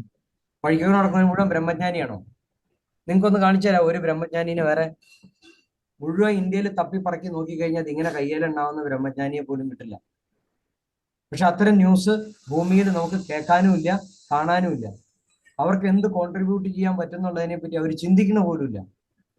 ഒരു ലോകത്തെ മുഴുവൻ അല്ലെങ്കിൽ ഒരു രാജ്യത്തെ മുഴുവൻ മാറ്റിമറിക്കാനുള്ള കോൺട്രിബ്യൂഷൻ ഒരു ബ്രഹ്മജ്ഞാനിക്ക് ചെയ്യാൻ പറ്റും. പക്ഷെ അവരെ ആർക്കും വേണ്ട, അവരാരും അറിയണമില്ല. അതറിയാനുള്ള സംവിധാനം മീഡിയയുടെ കയ്യിലുള്ളത്. ആ മീഡിയ ഇന്ന് മുഴുവൻ അധർമ്മത്തിൽ കിടക്കുകയാണ്. ഒരാൾക്ക് പോലും ധർമ്മത്തിന്റെ ഒരു ന്യൂസ് ചെയ്യണമെന്ന് ആഗ്രഹമേ ഇല്ല. അപ്പൊ പിന്നെ എങ്ങനെ വെളിയിൽ പോകും? അപ്പൊ അത്രയും പേർക്ക് അത് അറിയാൻ ഭാഗ്യമുള്ളൂ. ഇന്ന് ഈ സോഷ്യൽ മീഡിയ ഉള്ളത് തന്നെയാണ് നിങ്ങളെങ്കിലും അറിഞ്ഞത്. ഇല്ല എന്നുണ്ടെങ്കിൽ നിങ്ങളും അറിയില്ല. ನೋಡಿ ಗುರುಜಿ ಏನ್ ಹೇಳ್ತಿದಾರೆ ಅಂತಂದ್ರೆ, ಈಗ ಫೇಸ್ಬುಕ್, ಯೂಟ್ಯೂಬ್, ಪತ್ರಿಕೆಗಳು, ಸೊ ಇದರಲ್ಲೆಲ್ಲ ನ್ಯೂಸ್ ಬಂದಿದ್ರಿಂದ ಅಥವಾ ನನ್ನ ಬಗ್ಗೆ ನಿಮ್ಗೆ ಗೊತ್ತಾಗಿದ್ದರಿಂದ ನೀವು ಹುಡ್ಕೊಂಡು ಇಲ್ಲಿ ಬಂದಿದ್ದೀರಿ. ಸೊ ಇಲ್ಲ ಅಂತ ಹೇಳಿದ್ರೆ ನನ್ನ ಹತ್ರ ನಿಮಗೂ ಕೂಡ ತಲುಪ್ಲಿಕ್ಕೆ ಆಗ್ತಾ ಇರ್ಲಿಲ್ಲ. ಸೊ ಜನಗಳಿಗೆ ಅಂದ್ರೆ ಈ ಮೀಡಿಯಾಗೆ ಏನಾಗಿದೆ ಅಂತ ಹೇಳಿದ್ರೆ, ಸೊ ಅವ್ರಿಗೆ ಏನು ಅಧರ್ಮದ ನ್ಯೂಸ್ಗಳು ಅಂತ ಹೇಳಿದ್ರೆ ಅದು ಬೇಗ ಇಡ್ಸುತ್ತೆ. ಈಗ ಗುರುಜಿನೇ ಆಗ್ಲಿ, ಈಗ ಒಂದು ಬ್ರಹ್ಮಜ್ಞಾನಿ ಸಿಕ್ಕಿದೆ, ಒಂದ್ ಕಡೆ ಕೂತಿದ್ದಾರೆ, ಒಂದು ಜ್ಞಾನವನ್ನ ನೀಡ್ತಾ ಇದ್ದಾರೆ ಅಂತ ಹೇಳೋದಕ್ಕೆ, ಸೊ ಅಲ್ಲಿ ಯಾರು ಬಂದು ನೋಡುವವರಿಲ್ಲ. ಸೊ ಅದನ್ನ ಏನು ಜನತೆಗೆ ತಲುಪಿಸುವಂತಹ ಕೆಲಸ ಯಾರು ಮಾಡ್ತಾ ಇಲ್ಲ. ಸೊ ಒಂದು ವೇಳೆ ಅಲ್ಲಿ ಏನಾದ್ರು ಗುರುಜಿ ಏನಾದ್ರು, ಈಗ ಗುರುಜಿ ಅಂತಲ್ಲ, ಈಗ ಅಲ್ಲಿ ಯಾರ್ಯಾದ್ರು ಒಂದು ರೇಪ್ ನಡೆದ್ರೆ ಅಥವಾ ಒಂದು ಮರ್ಡರ್ ನಡೆದ್ರೆ ಇಂಥ ಇದಕ್ಕೆಲ್ಲ ಜನ ಏನು ಮೀಡಿಯಾದವರು ಓಡಿ ಬಂದು ಎಲ್ಲ ಕವರ್ ಮಾಡ್ಕೊಂಡು ಅದನ್ನ ತೋರಿಸ್ತಾರೆ. ಸೊ ಧರ್ಮಕ್ಕೋಸ್ಕರ ಕೆಲಸ ಮಾಡುವವರು ಇಲ್ಲ, ಎಲ್ರು ಅಧರ್ಮಕ್ಕೋಸ್ಕರ ಕೆಲಸ ಮಾಡೋರೆ ಜಾಸ್ತಿ ಇದ್ದಾರೆ ಅಂತ ಗುರುಗಳು ಈ ರೀತಿ ಹೇಳ್ತಿದ್ದಾರೆ. ഈ പറഞ്ഞ ന്യൂസിന്റെ പ്രാധാന്യം നിങ്ങൾക്ക് മനസ്സിലാവണ്ടോ? വൃത്തികേട് നടക്കുന്നതിന്റെ ന്യൂസ് നമ്മൾ കേൾക്കുമ്പോൾ നമ്മുടെ രാജ്യം അധപ്പതിച്ചിരിക്കുക എന്നുള്ള ഒരു ബോധ്യം നമ്മുടെ ഉള്ളിലുണ്ടാവും. ബ്രഹ്മജ്ഞാനികൾ നമ്മുടെ ഭൂമിയിലുണ്ട്, അവരുടെ ധർമ്മം, അവരുടെ രീതി ഇങ്ങനെയാണെന്ന് അറിയുമ്പോൾ നമ്മളുടെ രാജ്യത്ത് ഇപ്പോഴും ധർമ്മമുണ്ട്, ബ്രഹ്മജ്ഞാനികളുണ്ട്, ബ്രഹ്മം എന്താണെന്നുള്ളത് നമുക്ക് അറിയാനുള്ള ഒരു മോഹമെങ്കിലും തോന്നും. അതിനെ ഇവിടെ പ്രൊമോട്ട് ചെയ്യാനോ അല്ലെങ്കിൽ അതിനെ ആഗ്രഹിക്കുന്നവരുടെയോ എണ്ണം കുറവാണ്, വളരെ കുറവാണ്. ഇനി അറിഞ്ഞവരോ അത് പൂത്തി വെച്ച് മിണ്ടാതെ അനങ്ങാതിരിക്കും. പുറത്ത് പറയാൻ പോലും പേടിയാണ്, പറഞ്ഞാൽ കളിയാക്കും, നാണക്കേടാണ്, സമൂഹത്തിൽ ഒറ്റപ്പെടും. ഇങ്ങനെ അനേക പ്രശ്നങ്ങളാണ് നേരിടുന്നത്. സോ എന്താണോ പ്രപഞ്ചം അനുശാസിക്കുന്നത് അങ്ങനെ പോട്ടെ, അതേ പറ്റുള്ളൂ. ನೋಡಿ, ಪತ್ರಿಕಾ ರಂಗದವರು ಏನಿದೆ ಅಂತ ಹೇಳಿದ್ರೆ, ಈಗ ಒಬ್ಬ ಬ್ರಹ್ಮಜ್ಞಾನಿ ಇದ್ದಾರೆ, ಸೊ ಅವರು ಏನು ಧರ್ಮದಲ್ಲಿ ನಡೀತಾ ಇದ್ದಾರೆ ಅಥವಾ ಧರ್ಮದ ಬಗ್ಗೆ ಏನು ಸಂದೇಶಗಳನ್ನ ನೀಡ್ತಾ ಇದ್ದಾರೆ ಅಂತ, ಸೊ ಇದನ್ನ ಅವರು ತೋರ್ಸಕ್ ಹೋದ್ರೆ ಏನು ಈಗಲೂ ಕೂಡ ನಮ್ಮ ದೇಶದಲ್ಲಿ ಧರ್ಮ ಇದೆ, ಧರ್ಮಕ್ಕೋಸ್ಕರ ಕೆಲಸ ಮಾಡೋರು ಇದ್ದಾರೆ ಅಂತ ಏನ್ ಬರುತ್ತೆ. ಸೊ ಬಟ್ ಅವ್ರು ಏನ್ ಮಾಡ್ತಿದಾರೆ, ಇದನ್ನೆಲ್ಲ ಹೈಡ್ ಮಾಡ್ಬಿಟ್ಟು, ಸೊ ಏನ್ ಅಧರ್ಮದಲ್ಲಿ ಕೆಲಸ ಕಾರ್ಯಗಳು ನಡೀತಾ ಇದೆ, ಸೊ ಅದನ್ನೆಲ್ಲ ತೋರಿಸ್ಬಿಟ್ಟು, ಸೊ ಇಲ್ಲೆಲ್ಲ ಅಧರ್ಮ ನಡೀತಾ ಇದೆ, ಅಧರ್ಮದಲ್ಲಿ ದೇಶ ತುಂಬಿಕೊಂಡಿರುವಂಗೆ ಆ ರೀತಿ ತೋರಿಸ್ತಾ ಇದ್ದಾರೆ ಅಂತ ಹೇಳ್ತಿದ್ದಾರೆ. നിങ്ങൾ ന്യൂഡൽഹി എന്ന് പറഞ്ഞ പടം കണ്ടിട്ടില്ലേ? എത്ര വർഷം മുമ്പ് ഇറങ്ങിയ പടം മമ്മൂട്ടിയുടെ. ഒരു പത്രത്തിന്റെ ലോഞ്ചിങ്ങിന് വേണ്ടിയിട്ട് ചെയ്ത ആ സ്ക്രിപ്റ്റിംഗ് നിങ്ങൾ മനസ്സിലായില്ല? അത് തന്നെ മീഡിയയിൽ അന്നും നടക്കണം, ഇന്നും നടക്കണം, എന്നും നടക്കണം. കാരണം ഒരു സ്ക്രിപ്റ്റ് അവരുണ്ടാക്കുകയാണ്, ആ സ്ക്രിപ്റ്റിൽ കൂടെ അത് സഞ്ചരിക്കുള്ളൂ. അതിനെ മാറ്റി സഞ്ചരിപ്പിക്കാൻ അവർ സമ്മതിക്കില്ല. ನೋಡಿ ಗುರುಜಿ ಇನ್ನೊಂದು ಹೇಳ್ತಿದ್ದಾರೆ ಅಂತಂದ್ರೆ, ಅಂದ್ರೆ ಮಲಯಾಳಂನಲ್ಲಿ ಒಂದು ಮೂವಿ ಬಂದಿತ್ತು ನ್ಯೂ ಡೆಲ್ಲಿ ಅಂತ, ಸೊ ಅದರ ವಿಷಯಗಳನ್ನ ಹೇಳ್ತಾ ಇದ್ದಾರೆ. ಸೊ ಒಂದು ಏನು ಅದರಲ್ಲಿ ನಡೆಯುವಂತಹ ರಾಜಕೀಯದ ಬಗ್ಗೆ, ಸೊ ಆ ವ್ಯವಸ್ಥೆಗಳ ಬಗ್ಗೆ, ಸೊ ಅದರಲ್ಲಿ ಹೇಳ್ತಾ ಇದ್ದಾರೆ. ശരി, അടുത്ത ചോദ്യം വരട്ടെ. ഗുരുജി, ജോഷി ഇപ്പൊ പറഞ്ഞില്ലേ, ജോഷി ചോദിച്ച പോലത്തെ അങ്ങനത്തെ കാര്യങ്ങൾ എന്തുകൊണ്ട് മനുഷ്യർ ഇങ്ങനെ നടക്കണം എന്നൊക്കെയുള്ള ചോദ്യങ്ങൾ ഞങ്ങൾക്കും ഉണ്ടായിരുന്നു. പക്ഷെ ഈ ക്ലാസ്സിൽ നിന്ന് തന്നെ ഇന്നലെ ഗുരുജിയുടെ ക്ലാസ്സും കേട്ടതോടുകൂടി പൂർണ്ണമായിട്ട് അത് വ്യക്തമായി എന്താണ് നമ്മുടെ പ്രശ്നമെന്ന്. അപ്പൊ ഇന്നലത്തെ ക്ലാസ്സിൽ ഗുരു നിസ്വാർത്ഥനെ പറ്റിയാണ് സംസാരിച്ചത്. അപ്പൊ ഈ നിസ്വാർത്ഥത എന്തിനാണെന്ന് പറഞ്ഞാല് അപ്പോഴാണ് ശരിക്കും തിരിച്ചറിയണത്, എന്റെ ജീവിതം ആസ്വദിക്കാനുള്ളതാണ്, ആസ്വദിക്കാനാണ് എന്നെ ഇങ്ങോട്ട് വിട്ടത്. ആസ്വദിക്കണമെങ്കിൽ എന്ത് വേണം? നിസ്വാർത്ഥതയിൽ മാത്രം ആസ്വാദനമുള്ളൂ. അപ്പൊ അത് തിരിച്ചറിയണത്, ഇപ്പൊ ജോഷി പറഞ്ഞു മരങ്ങളും പിന്നെ ജീവികളൊക്കെ ഇവിടെ നടക്കണം, അവരിലേക്ക് തന്നെ നോക്കണം. ഒരു കോഴിയമ്മ അതിന്റെ മക്കളെ അമ്മയാണ് പ്രപഞ്ചത്തിലേക്ക് അങ്ങോട്ട് വിടണേണ് അതിനെ. അപ്പൊ നമ്മ പുറകിലേക്ക് പോകുമ്പോ ബൈബിള് വരെ എത്തും. ആ അമ്മയാണ് തെറ്റ് ചെയ്തേക്കണം, അമ്മ വിടാഞ്ഞിട്ടാണ് നമ്മൾ ഇങ്ങനെ ആയത്. ഗുരു എപ്പോഴും ഇരുന്ന് പറയും അമ്മയാണ് കുട്ടികളെ ശരിയാക്കണം. ശരി, അമ്മയാണ് ആ കുഞ്ഞിനെ, അച്ഛനീന്ന് ഒരു കുഞ്ഞിനെ അല്ല അമ്മ സ്വീകരിക്കണം. ആ ബീജു എന്ന് പറഞ്ഞ കുഞ്ഞല്ല, അതിനെ ഒരു കുഞ്ഞാക്കി എടുക്കാനുള്ള അത്രയും കഴിവുള്ളത് കൊണ്ടാണ് ആ സ്ത്രീ ആയിട്ട് തന്നെ. ആ സ്ത്രീ ആ കുഞ്ഞിനെ നശിപ്പിച്ചു കളഞ്ഞു. അപ്പൊ അമ്മയുടെ തെറ്റാണ് ഞങ്ങൾ ചെയ്തുകൊണ്ടിരിക്കണം. അപ്പൊ അമ്മ ശരിയാക്കാത്തത് കൊണ്ടാണ് ഞങ്ങൾ ഏത് ജീവികളെ നോക്കുമ്പോഴും മനുഷ്യർ വളർത്തണ കോഴികൾ മനുഷ്യരെ പോലെ വളർത്തണം, കൂട്ടിലിട്ട് നമ്മ കൊടുക്കണ തീറ്റ കൊടുത്ത് തോന്നുമ്പോഴൊക്കെ കൊടുത്ത്. പക്ഷെ പ്രപഞ്ചത്തിലോട്ട് നോക്കുമ്പോൾ ഒരു കാക്കയെ ശ്രദ്ധിച്ചാൽ ആ അച്ഛനെ കൂട്ടുപിടിച്ചിട്ടല്ല, അത് അമ്മ തന്നെ കൂടുണ്ടാക്കി, അമ്മ മുട്ടയിട്ട്, അമ്മ അടയിരുന്ന് ആ പറത്തി വിടണവരെ അമ്മയുടെ ഉത്തരവാദിത്വം. അത് കഴിയുമ്പോൾ അമ്മ ഇണയേറുന്ന അമ്മ ഇണക്കളുടെ കൂടെ ആസ്വദിച്ചൊക്കെ നടക്കും. ആ കുഞ്ഞിനെ പറത്തി വിട്ടിട്ട് അമ്മ നോക്കിയിരിക്കണ ഒരു കാഴ്ചയുണ്ട്. അതൊക്കെ ഇപ്പോഴാണ് നമ്മ ശ്രദ്ധിക്കണം. ആ കുഞ്ഞ് വീണാല് എല്ലാ കാക്കയും കൂടി അവിടെ ഓടി വന്ന് അതിനെ രക്ഷിക്കാൻ നോക്കും. രക്ഷപ്പെടണില്ല, അവൻ എന്തെങ്കിലും അപകടം പറ്റിപ്പോയെങ്കിൽ അവനെ ഉപേക്ഷിച്ചു പോകും. പറത്തി വിടാനുള്ള വ്യഗ്രത നമുക്ക് ശരിക്കും മനസ്സിലാവും. അപ്പൊ അമ്മ നമ്മളെ ഈ പ്രപഞ്ച നിയമപ്രകാരം വളർത്താത്ത കൊണ്ടാണ് നമ്മ ഇങ്ങനെ വന്നത്. അപ്പൊ അമ്മയുടെ പുറകിലേക്ക് പോകുമ്പോ അമ്മമാര് തന്നെ തെറ്റ് ചെയ്ത് അവ ചെയ്ത തെറ്റ് അതാണെന്ന് ഇപ്പൊ എനിക്ക് മനസ്സിലായി. അപ്പൊ ഏദൻ തോട്ടത്തിൽ എന്തിനാണ് എന്നെ ആക്കിയെന്ന് വെച്ചാൽ ആസ്വദിക്കാനാണ് ഇന്നിവിടെ. അപ്പൊ ഈ നമ്മുടെ ഗ്രൂപ്പിൽ തന്നെ നേരത്തെ ഒരു സന്തോഷം ഉണ്ടായിരുന്നു കാക്കനാടുള്ള. അദ്ദേഹം വന്നിട്ട് അന്ന് ചോദിച്ച ചോദ്യമൊക്കെ എൻ്റെ ഉള്ളിലേക്ക് അപ്പൊ വന്നു. അദ്ദേഹം ചോദിച്ചത്, എനിക്ക് ഗുരുവിനെ പോലെ ആകാനായിട്ട് എന്താ ഗുരുജി ചെയ്യേണ്ടത്, അതൊന്ന് പറഞ്ഞു തരുമെന്ന്. അദ്ദേഹം പോയി പിന്നെ ക്ലാസ്സിൽ. അപ്പൊ നമുക്ക് ഇന്നലെയൊക്കെ ശരിക്കും മനസ്സിലായി, ഗുരു പറയണത് അനുസരിക്കാനല്ല നമുക്ക് ഇഷ്ടം, ഗുരുവിനെ പോലെ ആകാനാണ്. ദൈവം എന്ന് പറഞ്ഞത് നീ ഈ ഏദൻ തോട്ടത്തിലെ കായ്കൾ കഴിച്ച് സുഖമായിട്ട് ജീവിക്കാനാണ്. അപ്പൊ ദൈവത്തിനെ പോലെ ആകാനായിട്ടാണ് അവക്ക് ആ പഴം കൊടുത്ത് ആ സാത്താൻ കൊടുത്തതെന്നാണ് അതിൽ ഞാൻ വായിച്ച് മനസ്സിലാക്കിയാണ്. അപ്പൊ ഇങ്ങനെ ജോഷിയുടെ ഇന്നലത്തെ ക്ലാസ്സോടുകൂടി പൂർണ്ണമായി. ഇവിടെ ആസ്വദിക്കൽ മാത്രം എനിക്ക് മതി. ഈ പ്രപഞ്ചത്തിനെ ആസ്വദിക്കാനുള്ള കഴിവ് എനിക്ക് നഷ്ടപ്പെട്ടു പോണേണ്. അത് നിസ്വാർത്ഥത കൊണ്ടാണ്. നിസ്വാർത്ഥമാകുമ്പോ ആ മരം നിക്കണ പോലെ. നേരത്തെ ഞാൻ ആലോചിക്കും, ഈ മരത്തിന് എന്തുണ്ടായിട്ട് ഇങ്ങനെ വെറുതെ നിൽക്കണെന്ന്. ഇപ്പൊ എന്നിലേക്ക് കൂടൽ വരും. ഒരു പ്രിയൂരുമാവ് നിക്കണം എന്ന് നോക്ക്. ആ പ്രിയൂരുമാവിന്റെ അടുത്ത് തന്നെ കോട്ടമാവും നാടൻ മാവും ഒക്കെ നിൽക്കുന്നുണ്ട്. പക്ഷെ ഒരിക്കലും പ്രിയൂരുമാവിന് അതിന്റെ ടേസ്റ്റ് മാറണില്ല. അതിന്റെ മക്കള് ജനിച്ചു വരുമ്പോ ആ പ്രിയൂരുമാവിന്റെ ഗുണങ്ങൾ തന്നെ എവിടെ കൊണ്ടേ നട്ടാലും അതിന്. അപ്പൊ അത് ശ്രദ്ധിക്കണുണ്ട് ഞാൻ. തെറ്റിലേക്ക് പോകാണ്ട് ആ ക്വാളിറ്റി നിലനിർത്തിയില്ലെങ്കിൽ എൻ്റെ അമ്മക്ക് ദോഷമാണ്. അതുകൊണ്ട് അടുത്തുള്ള ഭൂമിയിൽ നിന്ന് പരാഗണത്തിന് വരുമ്പോ അത് ഓടിക്കണുണ്ട്, നമ്മ ശ്രദ്ധിക്കണില്ലെന്നുള്ളു. അത്രയും പണിയാത് ചെയ്യണ്ട. എവിടെ കൊണ്ട് നട്ടാലും പ്രിയൂരുമാവിന് ടേസ്റ്റ് മാറണില്ല. അപ്പൊ വൃക്ഷങ്ങൾ അത്രയും ബുദ്ധിമുട്ടിയിട്ടാണ് അവരങ്ങനെ നിക്കണത്. നമ്മോർക്കും ചുമ്മാ അവിടെ നിക്കണേന്ന് അല്ല. എത്ര മാവിന്റെ ഇടയിലാണ് ആ മാവ് നിക്കണത്. അപ്പൊ എല്ലാവർക്കും ആ ക്വാളിറ്റി സൂക്ഷിക്കാനൊക്കെ അവര് ബുദ്ധിമുട്ടുണ്ട്. ആ നിസ്വാർത്ഥത അനില് പറഞ്ഞോട്ടെ നല്ല കാര്യം പറഞ്ഞു കൊടുക്കും. ಗುರುಗಳು ಇವಾಗ ಏನು ಎಕ್ಸ್ಪ್ಲೈನ್ ಮಾಡಿದ್ದಾರೆ, ಸೊ ಅದು ಇವಾಗ ನನಗೆ ಅರ್ಥ ಆಗ್ತದೆ. ನಿನ್ನೆದ ತರಗತಿಯಲ್ಲಿ ಇವತ್ತಿನ ತರಗತಿಯಲ್ಲಿ ಸೊ ನಾವು ಎಷ್ಟು ನಿಸ್ವಾರ್ಥರಾಗಿರ್ಬೇಕು, ಅಥವಾ ನಮ್ಮ ತಾಯಿ ತಪ್ಪು ಮಾಡಿದ್ರೆ ಸೊ ಆ ತಪ್ಪು ಆ ಮಕ್ಕಳಿಂದ ಅದು ಕ್ಯಾರಿ ಆಗುತ್ತೆ, ಅಥವಾ ನಮ್ಮ ತಾಯಿ ಏನು ಒಳ್ಳೆತನ ಅಥವಾ ಅವರ ಕ್ವಾಲಿಟಿ ಏನಿದೆ ಸೊ ಅದು ಮಕ್ಕಳಿಂದ ಸೊ ಅದು ಕಂಟಿನ್ಯೂ ಆಗಿ ಬರುತ್ತೆ ಅಂತ. ಈಗ ಒಬ್ಬಳು ತಾಯಿಯಾದವಳು ತನ್ನ ಮಗುವನ್ನ ಸಾಕ್ಲಿಕ್ಕೆ ಆಕೆ ಎಷ್ಟು ಕಷ್ಟ ಪಡ್ತಾಳೆ, ಸೊ ಆ ಮಗು ಬರ್ಲಿಕ್ಕೆ. ಸೊ ಆದ್ರೆ ಇದೇ ರೀತಿ ಒಂದು ಕೋಳಿ ಒಂದು ಮೊಟ್ಟೆ ಹಾಕ್ಬಿಟ್ಟು ಅದಕ್ಕೆ ಕಾವು ಕೂತ್ಬಿಟ್ಟು ಸೊ ಅದು ಎಷ್ಟು ಕಷ್ಟ ಪಡುತ್ತೆ ಸೊ ಹೊರ ಬರ್ಲಿಕ್ಕೆ. ಸೊ ಅಂದ್ರೆ ಅದರ ಏನು ಸಂಪೂರ್ಣವಾಗಿ സ്ലോവില് നന്നായിട്ട് പറഞ്ഞു കൊടുക്കും. ಸೊ ಅದು ಸರಿಯಾದ ರೀತಿಯಲ್ಲಿ ಅರ್ಥ ಆಗಿರುವಂತದ್ದು ಈ ಗುರುಗಳ ಕ್ಲಾಸ್ ಅಲ್ಲಿ. ಇವಾಗ ನಾವು ಸಂಪೂರ್ಣವಾಗಿ ನಿಸ್ವಾರ್ಥರಾದಾಗ ಮಾತ್ರ ಎಲ್ಲವೂ ಗೊತ್ತಾಗುತ್ತೆ. ನಾವು ಈ ಭೂಮಿಗೆ ಬಂದಿರುವಂತದ್ದು ಅಂದ್ರೆ ಆಸ್ವಾದನೆ, ಅಂದ್ರೆ ಆ ಒಂದು ಸಂತೋಷದಿಂದ ನಾವು ಇರ್ಲಿಕ್ಕೆ ನಾವು ಬಂದಿದ್ದೀವಿ ಅಂತ ಅವರು ಅದನ್ನ ಡೀಪ್ ಆಗಿ ಹೇಳಿದ್ದಾರೆ. മാവിന്റെ ഉദാഹരണം പറ. അതാണ് മെയിൻ. അത് ഒന്നും കൂടെ പറയണം. ഓക്കെ, എളുപ്പത്തിൽ പറഞ്ഞുതരാം. ഒരു മാവിന്റെ അടുത്ത് കൊണ്ടുവന്ന ഒരു പ്ലാവ് നട്ടുവന്നിരിക്കട്ടെ. ആ മാവ് മാവായിട്ട് നിൽക്കും, പ്ലാവ് പ്ലാവായിട്ട് നിൽക്കും. അനേക ടൈപ്പിലുള്ള മാവിന്റെ തൈകൾ അടുത്തടുത്ത് നട്ടു. അതിലുണ്ടാവുന്ന ഓരോ മാവിന്റെയും മാങ്ങയുടെയും ഗുണങ്ങൾ ഒരിക്കലും കൂടെ നിന്നുപോയി എന്ന് എഴുതിക്കൊണ്ട് അങ്ങോട്ടും ഇങ്ങോട്ടും വാസനകൾ കയറി വരാറില്ല. മാവും പ്ലാവും കൂടെ ചെന്ന് ഒരിക്കലും മാപ്പിളയാവാറില്ല. മാവ് മാവായിട്ടും പ്ലാവ് പ്ലാവായിട്ടും നിൽക്കാറുള്ളൂ. അതിനൊരിക്കലും ഇതിന്റെ വാസന വരില്ല. മനുഷ്യനെ പോലെയല്ല. മനുഷ്യൻ ഒരു കള്ളുകൂടിയന്റെ കൂട്ട് 10 ദിവസം കൂടി കഴിഞ്ഞാൽ കള്ളുകൂടിയന്റെ സ്വഭാവമാവും. രാഷ്ട്രീയക്കാരന്റെ കൂട്ടുകൂടിയ രാഷ്ട്രീയക്കാരനെ പോലെയാവും. കള്ളന്റെ കൂട്ടുകൂടിയ കള്ളവനെ പോലെയാവും. നല്ലവന്റെ കൂട്ടുകൂടിയ നല്ലവൻ ചീത്തയായി പോകും. ಇದು പറഞ്ഞു കൊടുക്കും. ನೋಡಿ ಇವಾಗ ಒಂದು ಮಾವಿನ ಮರದ ಪಕ್ಕ ಒಂದು ಹಲಸಿನ ಮರ ನೆಟ್ಟರು ಕೂಡ ಸೊ ಅಲ್ಲಿ ಅನೇಕ ರೀತಿಯ ಮಾವಿನ ಮರಗಳಿದೆ. ಒಂದು ಹಲಸಿದ್ರು ಕೂಡ ಸೊ ಅದು ಹಲಸಿನ ಆ ಗುಣ ಏನಿದೆ ಅದನ್ನ ಮಾತ್ರ ತೋರಿಸುತ್ತೆ. ಸೊ ಅದೇ ರೀತಿ ಮಾವಿನ ಮರನು ಅಷ್ಟೇ. ಸೊ ಈ ಹಲಸಿನ ಮರದ ಸುತ್ತ ಒಂದು ಮಾವಿನ ಮರ ನೆಟ್ಟರು ಕೂಡ ಸೊ ಆ ಮಾವಿನ ಟೇಸ್ಟ್ ಏನಿದೆ ಸೊ ಅದು ಅದನ್ನ ಮಾತ್ರ ಕೊಡುತ್ತೆ. ಆದ್ರೆ ಮನುಷ್ಯ ಆ ರೀತಿ ಅಲ್ಲ. ತನ್ನ ಸುತ್ತಮುತ್ತ ಈಗ ಕಳ್ಳರ ನಡುವೆ ಸೇರಿದ್ರೆ ಆತ ಕಳ್ಳನಾಗ್ಬಿಡ್ತಾನೆ, ಅಥವಾ ಬೇರೆ ಬೇರೆ ಈಗ ರಾಜಕೀಯ ವ್ಯಕ್ತಿಗಳ ಜೊತೆ ಸೇರಿದ್ರೆ ಆತ ಸುಳ್ಳು ಹೇಳೋದನ್ನ ಕಲಿತಾನೆ. ಸೊ ಮನುಷ್ಯ ಬದಲಾಗಬಹುದು, ಆದ್ರೆ ಪ್ರಕೃತಿಯಲ್ಲಿ ಆ മരಗಿಡಗಳು ಏನಿದೆ ಸೊ ಅದು ಅದರ ಗುಣವನ್ನೇ ತೋರಿಸುತ್ತೆ ಅಂತ ಗುರುಗಳು ಹೇಳ್ತಾರೆ. അത് ചെറിയ കാര്യമല്ല പറഞ്ഞത്. അതിന്റെ പരാഗണത്തിൽ പോലും അതിന്റെ വാസനകൾ ഇതിനകത്തേക്ക് വരണില്ല. നമ്മൾ അങ്ങനെയല്ല. ഭാര്യയും ഭർത്താവും ജീവിക്കും, പരാഗണത്തിന് അടുത്ത വീട്ടിൽ പോകും, ഇല്ലേ?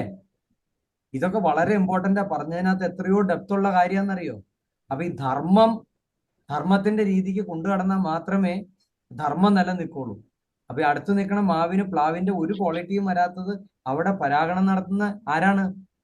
പ്രപഞ്ചത്തിലെ മറ്റ് സസ്യലതാദികളിൽ പരാഗണം നടക്കുന്നത് സയൻസ് പഠിപ്പിച്ചു വെച്ചേക്കണത് മറ്റ് ജീവി കൂടെയാണ് അല്ലേ? ആ ജീവി വന്നിട്ട് ഇരുന്നാൽ പോലും ആ വാസന അങ്ങോട്ട് കിട്ടാണ്ട് കാത്തു സൂക്ഷിക്കുക. ശരിയാണോ അല്ലയോ? പറയൂ.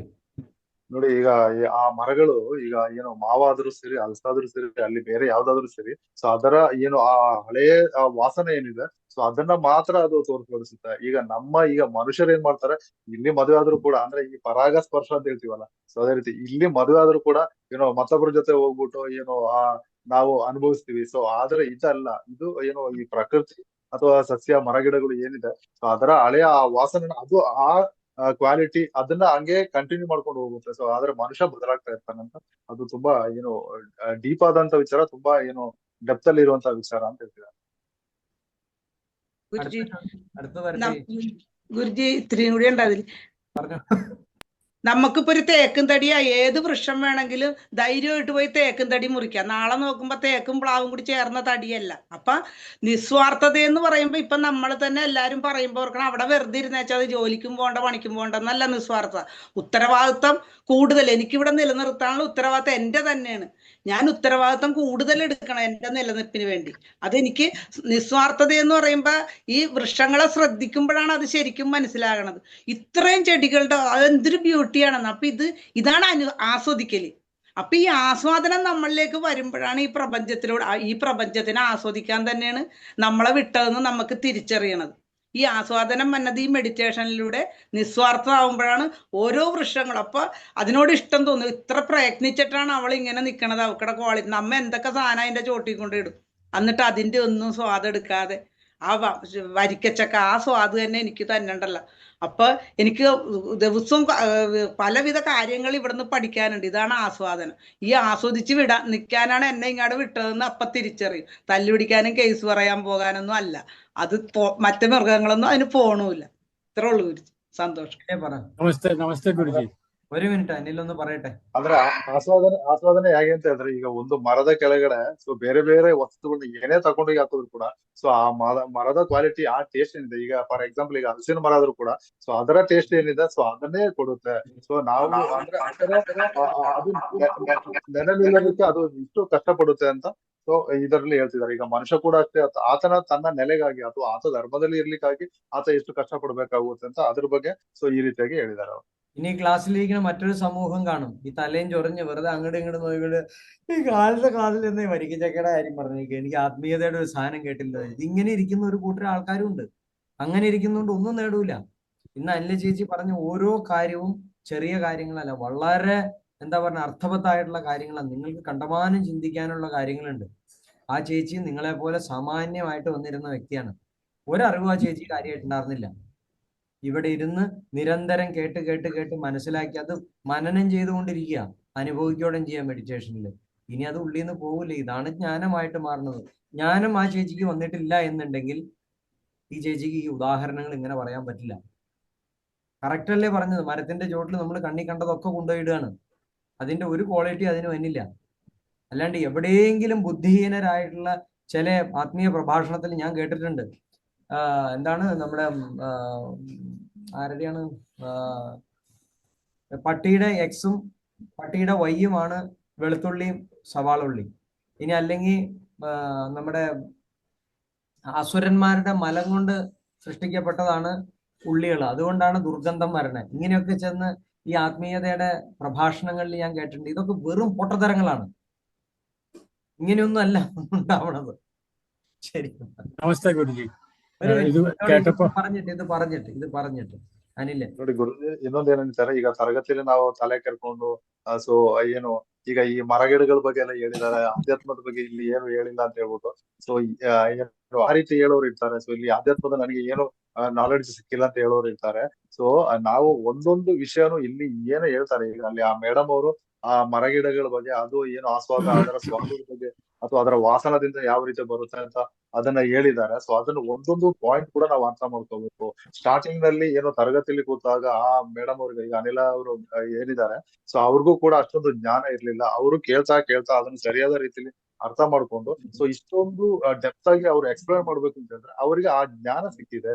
ಸೊ ಹಾಗಾಗಿ ಅದನ್ನ ಹೇಳ್ತಾರೆ. ನೀವು ಕೂಡ ಅಷ್ಟೇ, ನೀವು ಶ್ರದ್ಧಾಪೂರ್ವಕವಾಗಿ ಈ ತರಗತಿಯನ್ನ ಕೇಳ್ತಾ ಬಂದಾಗೆ ನಿಮ್ಗೆ ಆ ಜ್ಞಾನ ಬರುತ್ತೆ ಅಂತ ಹೇಳಿದ್ದಾರೆ. ಈಗ ಕೆಲವೊಂದು ಈ ಈರುಳ್ಳಿ ಮತ್ತೆ ಏನು ಬೆಳ್ಳುಳ್ಳಿ ಬಗ್ಗೆ ಹೇಳ್ತಾರೆ, ಅದನ್ನ ತಿನ್ಬಾರ್ದು, ಅದು ಏನು ಅಸುರರ ಮಲದಿಂದ ಆಗಿರುವಂತದ್ದು ಅಂತ. ಈ ರೀತಿ ಮೂಢನಂಬಿಕೆ ಏನು അപപ്രചാರದ ಇದನ್ನೆಲ್ಲ ನಂಬುವವರು ഇದ್ದಾರೆ ഈ കാലದಲ್ಲಿ ಅಂತ ಹೇಳ್ತಿದ್ದಾರೆ. ഇനി ബാലഗോപാൽ സാറിനോട് ഒരു കാര്യം പറയാണ്. ഇപ്പോഴും ക്ലാസ്സിൽ ഞാനൊരു കാര്യം പറയട്ടെ എന്ന് പറയുന്നുണ്ട്. അങ്ങനെ ഒരാൾ പറയുന്നുണ്ടെങ്കിൽ ഞാൻ പറയുന്നത് ശ്രദ്ധിക്കുന്നില്ല എന്നുള്ളതാണ് അർത്ഥം. ഇപ്പൊ ഇതിന്റെ ഇടയിൽ നിന്ന് ഞാനൊരു ചോദ്യം ചോദിച്ചാൽ ബാലഗോപാൽ സാറിന് പറയാൻ പറ്റില്ല. കാരണം എന്താന്ന് വെച്ചാൽ ഏതോ ഒരു വിഷയം സംസാരിച്ചപ്പോ ബാലഗോപാൽ സാറിന് ഒരു ആൻസർ പറയണമെന്നുണ്ട്. ആ ആൻസർ പറയാനുള്ള വ്യഗ്രതയ്ക്ക് വേണ്ടി അല്ലെ അതിനു വേണ്ടി വെയിറ്റ് ചെയ്യുന്നതുകൊണ്ട് ഞാൻ പറയുന്നത് ഒന്നും അങ്ങോട്ട് കേട്ടിട്ടില്ല എന്നുള്ളത് ഒരു പരമാർത്ഥ സത്യമാണ്. അതുകൊണ്ട് എൻ്റെ ക്ലാസ്സിൽ സാധാരണ ഞാൻ ആർക്കും സംസാരിക്കാൻ അവസരം കൊടുക്കാറില്ല. കാരണം അങ്ങനെ അവസരം കൊടുത്തു കഴിഞ്ഞാൽ ഒരാളും ക്ലാസ്സിൽ ശ്രദ്ധിക്കില്ല, എല്ലാവർക്കും എന്തെങ്കിലുമൊക്കെ പറയാനുണ്ടാവും. അനില ചേച്ചിക്ക് അവിടെ റോള് കൊടുത്തേക്കാണ്. അതിന്റെ ഇടയിൽ ആ ചേച്ചി പറഞ്ഞു ഞാനൊരു കാര്യം പറഞ്ഞോട്ടെ എന്ന് ചോദിച്ചു. ആ ചേച്ചി അത് പറഞ്ഞു. കൊള്ളാം, കുഴപ്പമില്ല. ഇന്ന് ഞാൻ ബാലഗോപാൽ സാറിന് അവസരം തരികയാണ്, പറഞ്ഞോളൂ. അനില ഇത് പറഞ്ഞ ബാലഗോപാൽ സാർ പറഞ്ഞോളൂ. കുഴപ്പമില്ല. ಈಗ ಬಾಲಗೋಪಾಲನ್ ಅವರು ಏನೋ ಮಧ್ಯದಲ್ಲಿ ನಾನೊಂದು ಮಾತಾಡ್ತೀನಿ ನನ್ಗೆ ಹೇಳ್ಬೇಕು ಅಂತ ಹೇಳಿದ್ರಲ್ಲ, ಸೊ ಅವಾಗ ಗುರುಜಿ ಏನ್ ಹೇಳ್ತಾರೆ, ಇಷ್ಟೊತ್ತು ನಾವು ಮಾತಾಡೋತ್ತಿಗೆ ಸೊ ಅವರ ತಲೆಯಲ್ಲಿ ಏನೋ ಒಂದು ಕ್ವಶನ್ ಓಡಾಡ್ತಾ ಇತ್ತು, ಅಥವಾ ಏನೋ ಒಂದು ಮಾತಾಡ್ಬೇಕು ಅಂತ ಅದು ಅವ್ರ ತಲೆಯೊಳಗೆ ಇತ್ತು. ಹಾಗಾಗಿ ನಾವು ಇಷ್ಟೊತ್ತು ಏನ್ ಮಾತಾಡಿದ್ವಿ ಅದ್ರಲ್ಲಿ ಕೆಲವೊಂದೆಲ್ಲ ಬಿಟ್ಟೋಗಿರುತ್ತೆ, ಅವ್ರ ಮನಸ್ಸಲ್ಲಿ ಇರಲ್ಲ ಅಂತ. ಸೊ ಗುರುಜಿ ಇನ್ನೊಂದು ಅವರ ತರಗತಿಯಲ್ಲಿ ಈ ರೀತಿ ಸೆಂಟರ್ ಮಾತಾಡ್ಲಿಕ್ಕೆ ಬಿಡಲ್ಲ. ನಿಮ್ಗೆ ಏನೇ ಮಾತಾಡೋದಿದ್ರು ಸೊ ಒಂದಿನ ಮುಂಚೆನೆ ನೀವು ಬರ್ದಾಕ್ಬಿಟ್ಟು ಹೇಳಿ ಅಂತ ಈ ರೀತಿ ಹೇಳಿದ್ದಾರೆ. പറഞ്ഞോളൂ. നമസ്തേ ഗുരുജി. ഇത് പറയാനുള്ള കാരണം ജോഷി ചേട്ടൻ ചോദിച്ച ആ ചോദ്യത്തിന് ഇത്ര ഗംഭീരമായിട്ടുള്ള ഒരു സത്സംഗം ബ്രാഞ്ച് ചെയ്ത് പോയിട്ടുള്ള സന്തോഷം കൊണ്ടാണ് ഞാൻ പറഞ്ഞത്.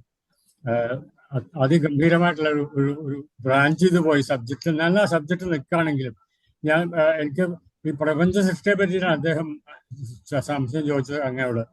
അപ്പൊ സൃഷ്ടിയിൽ രണ്ടു തരം സൃഷ്ടികളെന്ന് ഞാൻ എൻ്റെ ചെറിയ അറിവോട് മനസ്സിലാക്കിയിട്ടുള്ള ഈശ്വര സൃഷ്ടിയും മനുഷ്യ സൃഷ്ടിയും. മനുഷ്യനെ സൃഷ്ടിച്ചതിനാണ് ഈശ്വരന്റെ ഏറ്റവും വലിയ സൃഷ്ടി എന്ന് എല്ലാവരും കണക്കാക്കി വരുന്നത്. പക്ഷെ മനുഷ്യൻ ഇന്റർഫിയർ ചെയ്ത് തുടങ്ങിയപ്പോഴാണ് ഈ കഷ്ടതകളും ദുഷിച്ച ഇതുകളും എല്ലാം ഉണ്ടായത്. അപ്പോൾ ഇതിൽ പെടുന്ന മനുഷ്യൻ ഉണ്ടാക്കിയ എന്തൊക്കെ മനുഷ്യൻ അതിൽ ഇടപെട്ടുവോ അവിടെയൊക്കെ നാശം സംഭവിച്ചിട്ടുണ്ട്. അതാണ് എനിക്ക് മനസ്സിലാക്കാനായിട്ട് പറ്റിയത് ഈ സത്സംഗത്തിൽ. വളരെ സന്തോഷമുണ്ട്. അനിൽ ഇതൊന്ന് പറ, അത് കഴിഞ്ഞിട്ട് പറയാം. ಅವರು ಇನ್ನೊಂದು ಏನ್ ಹೇಳಿದ್ದಾರೆ ಅಂತಂದ್ರೆ, ಅವರು ಈಗ ಇದುವರೆಗೂ ನಾವು ಆ ವಿಷಯಗಳನ್ನ ಏನ್ ಮಾತಾಡಿದ್ದೀವಿ, ಸೊ ಜೋಶಿ ಅವರು ಏನು ಕ್ವಶನ್ ಕೇಳಿದ್ದಾರೆ ಅದಕ್ಕೆ ಆನ್ಸರ್ ಮಾಡಿದ್ದು ಏನು ಒಂದು ಮರದ ಏನು ಆ ಬ್ರಾಂಚಸ್ ಎಲ್ಲ ಹೋಗುತ್ತಲ್ಲ, ಸೊ ಇಷ್ಟೊಂದು ಡೆಪ್ತ್ ಇದೆ ಅಂತ ನನ್ಗೆ ಇವಾಗ ಗೊತ್ತಾಗಿದೆ ಅಂತ ಗುರುಗಳು ಸಾರಿ ಅವರು ബാലഗോപാൽ ಅವರು ಹೇಳಿದ್ದಾರೆ. നമുക്കറിയാം നമ്മുടെ ബോധത്തിൽ നിന്നാണ് സൃഷ്ടി നടക്കുന്നത് എന്നുള്ളത്. ഇത് പ്രപഞ്ച രഹസ്യം നമ്മളെ മനസ്സിലാക്കിച്ച് തന്നിട്ടുള്ള, അല്ലെങ്കിൽ നമ്മൾ കേട്ടു വന്നിട്ടുള്ളതാണ്. മനുഷ്യന്റെ സൃഷ്ടി ശ്രേഷ്ഠമാണെന്ന് അന്നുള്ള ദൈവങ്ങൾ വിചാരിച്ചു, അല്ലെങ്കിൽ പ്രപഞ്ച ശക്തി വിചാരിച്ചു. അന്നേ അറിയാമായിരുന്നു, അന്നേ ഉപദേശം നൽകിയിരുന്നു. അവിടുത്തെ ഗ്രന്ഥങ്ങളിൽ നിന്ന് നമുക്ക് മനസ്സിലാക്കാം ഈ മനുഷ്യജന്മം മാനവരാശിയിലെ ഭൂമിക്ക് തന്നെ ദൂഷ്യമാണെന്ന് അക്കാലത്ത് പറഞ്ഞിട്ടുള്ളതാണ്. ഇന്ന് നമ്മൾ പറയാണ് AI ലോകത്തെ മുഴുവൻ നശിപ്പിക്കുന്നു. പക്ഷെ ഒരു കൂട്ടർ പറയണത് AI ആണ് ലോകത്തിന്റെ ഏറ്റവും വലിയ ടെക്നോളജിയാണ്, ലോകത്തിന്റെ ഏറ്റവും വലിയ കണ്ടുപിടുത്തം. ഇതുപോലെ തന്നെ ഈ മാനവരാശിയുടെ നാശത്തിന് വേണ്ടിയിട്ടുള്ളതാണ് ഈ ടെക്നോളജി. ഇത് നശിപ്പിച്ചേ AI കൊണ്ട് പോകുള്ളൂ എന്നുള്ളത് ഉറപ്പാണ്. എങ്ങനെ മനുഷ്യൻ ഇന്ന് ഭൂമിക്ക് ഭാരമായിട്ട് വന്നോ അതുപോലെ മാനവരാശിക്ക് മുഴുവൻ ഭാരമായിട്ട് വരാൻ പോകുന്ന ഒരു സാധനമാണ് AI എന്ന് പറയുന്നത്. ഇത് അണ്ടർലൈൻ ഇട്ട് പറ്റുമെന്നുണ്ടെങ്കിൽ കയ്യിലുള്ള എല്ലാ പേനയുടെ മഷിക്കും അണ്ടർലൈൻ ഇട്ട് വരച്ചു വെച്ചോ, ഇത് സംഭവിക്കാൻ പോണ കാര്യമാണ്. ನೋಡಿ, ಬೋಧದಿಂದ ಸೃಷ್ಟಿ ಆಗುತ್ತೆ ಅಂದ್ರೆ ಮನುಷ್ಯ ಜನ್ಮ ಶ್ರೇಷ್ಠವಾದ ಜನ್ಮ ಅಂತ ಹೇಳ್ಬಿಟ್ಟು ಹಿಂದೆನಿಂದ ಏನು ದೇವಾನುದೇವತೆಗಳಿಗೂ ಕೂಡ ಸೊ ಅವ್ರಿಗೆ ಗೊತ್ತಿತ್ತು, ಅವ್ರು ಹೇಳ್ತಾ ಇದ್ರು. ಆದ್ರೆ ಈ ಮನುಷ್ಯನಿಂದಲೇ ನಾಶ ಅಂತಾನೂ ಕೂಡ ಸೊ ಅವ್ರಿಗೆ ಗೊತ್ತಿತ್ತು. ಸೊ ಈಗ ಬರ್ತಾ ಏನು ಈ AI ಟೆಕ್ನಾಲಜಿ ಏನ್ ಬಂದಿದೆ, ಸೊ ಅದು ಏನು ದ ಗ್ರೇಟ್ ಟೆಕ್ನಾಲಜಿ ಅಂತ ಇವಾಗಿನ ಜನಗಳು ಹೇಳ್ತಾ ಇದ್ದಾರೆ. ಆದ್ರೆ ಈ AI ಟೆಕ್ನಾಲಜಿನೇ ಸಂಪೂರ್ಣವಾಗಿ ನಾಶಕ್ಕೆ ಕಾರಣ ಆಗುತ್ತೆ ಅಂತ ಗುರುಗಳು ಹೇಳ್ತಿದ್ದಾರೆ. മനുഷ്യൻ ഇരിക്കുന്ന സമയത്ത് മനുഷ്യൻ ശ്രേഷ്ഠനാണ്, മനുഷ്യന്റെ ക്വാളിറ്റികൾ ഉണ്ടായിരുന്നു. ഇന്ന് ആ ക്വാളിറ്റി ഇല്ലാതായി ശവന്തീനിയായിട്ട് മാറി. ഇതേപോലെ തന്നെ ഇന്ന് നമ്മൾ AI കൊടുക്കുന്നത് നമ്മുടെ ഒരാളുടെ ബുദ്ധി കൊണ്ടാണ് അയാൾ AI ഉണ്ടാക്കുന്നത്. ആ AI എന്ത് ചെയ്യുന്ന ചോദിച്ചു കഴിഞ്ഞാൽ നമ്മൾ 1000 പേരുമായിട്ട് കമ്മ്യൂണിക്കേറ്റ് ചെയ്യുമ്പോൾ 1000 പേരുടെ ബുദ്ധിയും ആ AI എടുക്കുകയാണ്. അവസാനം ഒരു മൊണോപ്പൊളിയിലേക്ക് എത്തിച്ചേരും. ഇത് നമ്മുടെ മുഴുവൻ നാശത്തിന് കാരണമായിട്ടുണ്ട്. ನೋಡಿ ಈ ಎ ಟೆಕ್ನಾಲಜಿ ಅನ್ನುವಂಥದ್ದು ಅದು ಒಬ್ಬ ಕಂಡುಹಿಡಿದಂತಹ ಟೆಕ್ನಾಲಜಿ. ಅಲ್ಲಿ ಸಾವಿರ ಜನಗಳು ಸೇರಿ ಅಲ್ಲಿರೋದೀಗ ಈ ಸಾವಿರ ಜನಗಳ ಬುದ್ಧಿ ಏನಿದೆ ಸೊ ಅದು ಆಕ್ರಮಿಸಿಕೊಳ್ಳುತ್ತೆ ಅಂತ ಹೇಳ್ತಿದ್ದಾರೆ. എന്നെ അനിലെ പറഞ്ഞു, ഞാൻ ഇതല്ലല്ലോ പറഞ്ഞത്. എന്റെ അനിലെ, ഇത് ഞാൻ ആത്മാർത്ഥമായിട്ട് പറയാം, അനിലിന്റെ ചിന്ത ഇവിടെ ഇല്ല ഇപ്പൊ. ഇല്ല, 1000 പേര് ചേർന്നപ്പോ ഞാൻ അവരുടെ ബുദ്ധിയില് അതല്ല പറഞ്ഞത്, അല്ല. ഞാൻ പറഞ്ഞു മനുഷ്യന്റെ ജന്മം ശ്രേഷ്ഠമായിരുന്നു.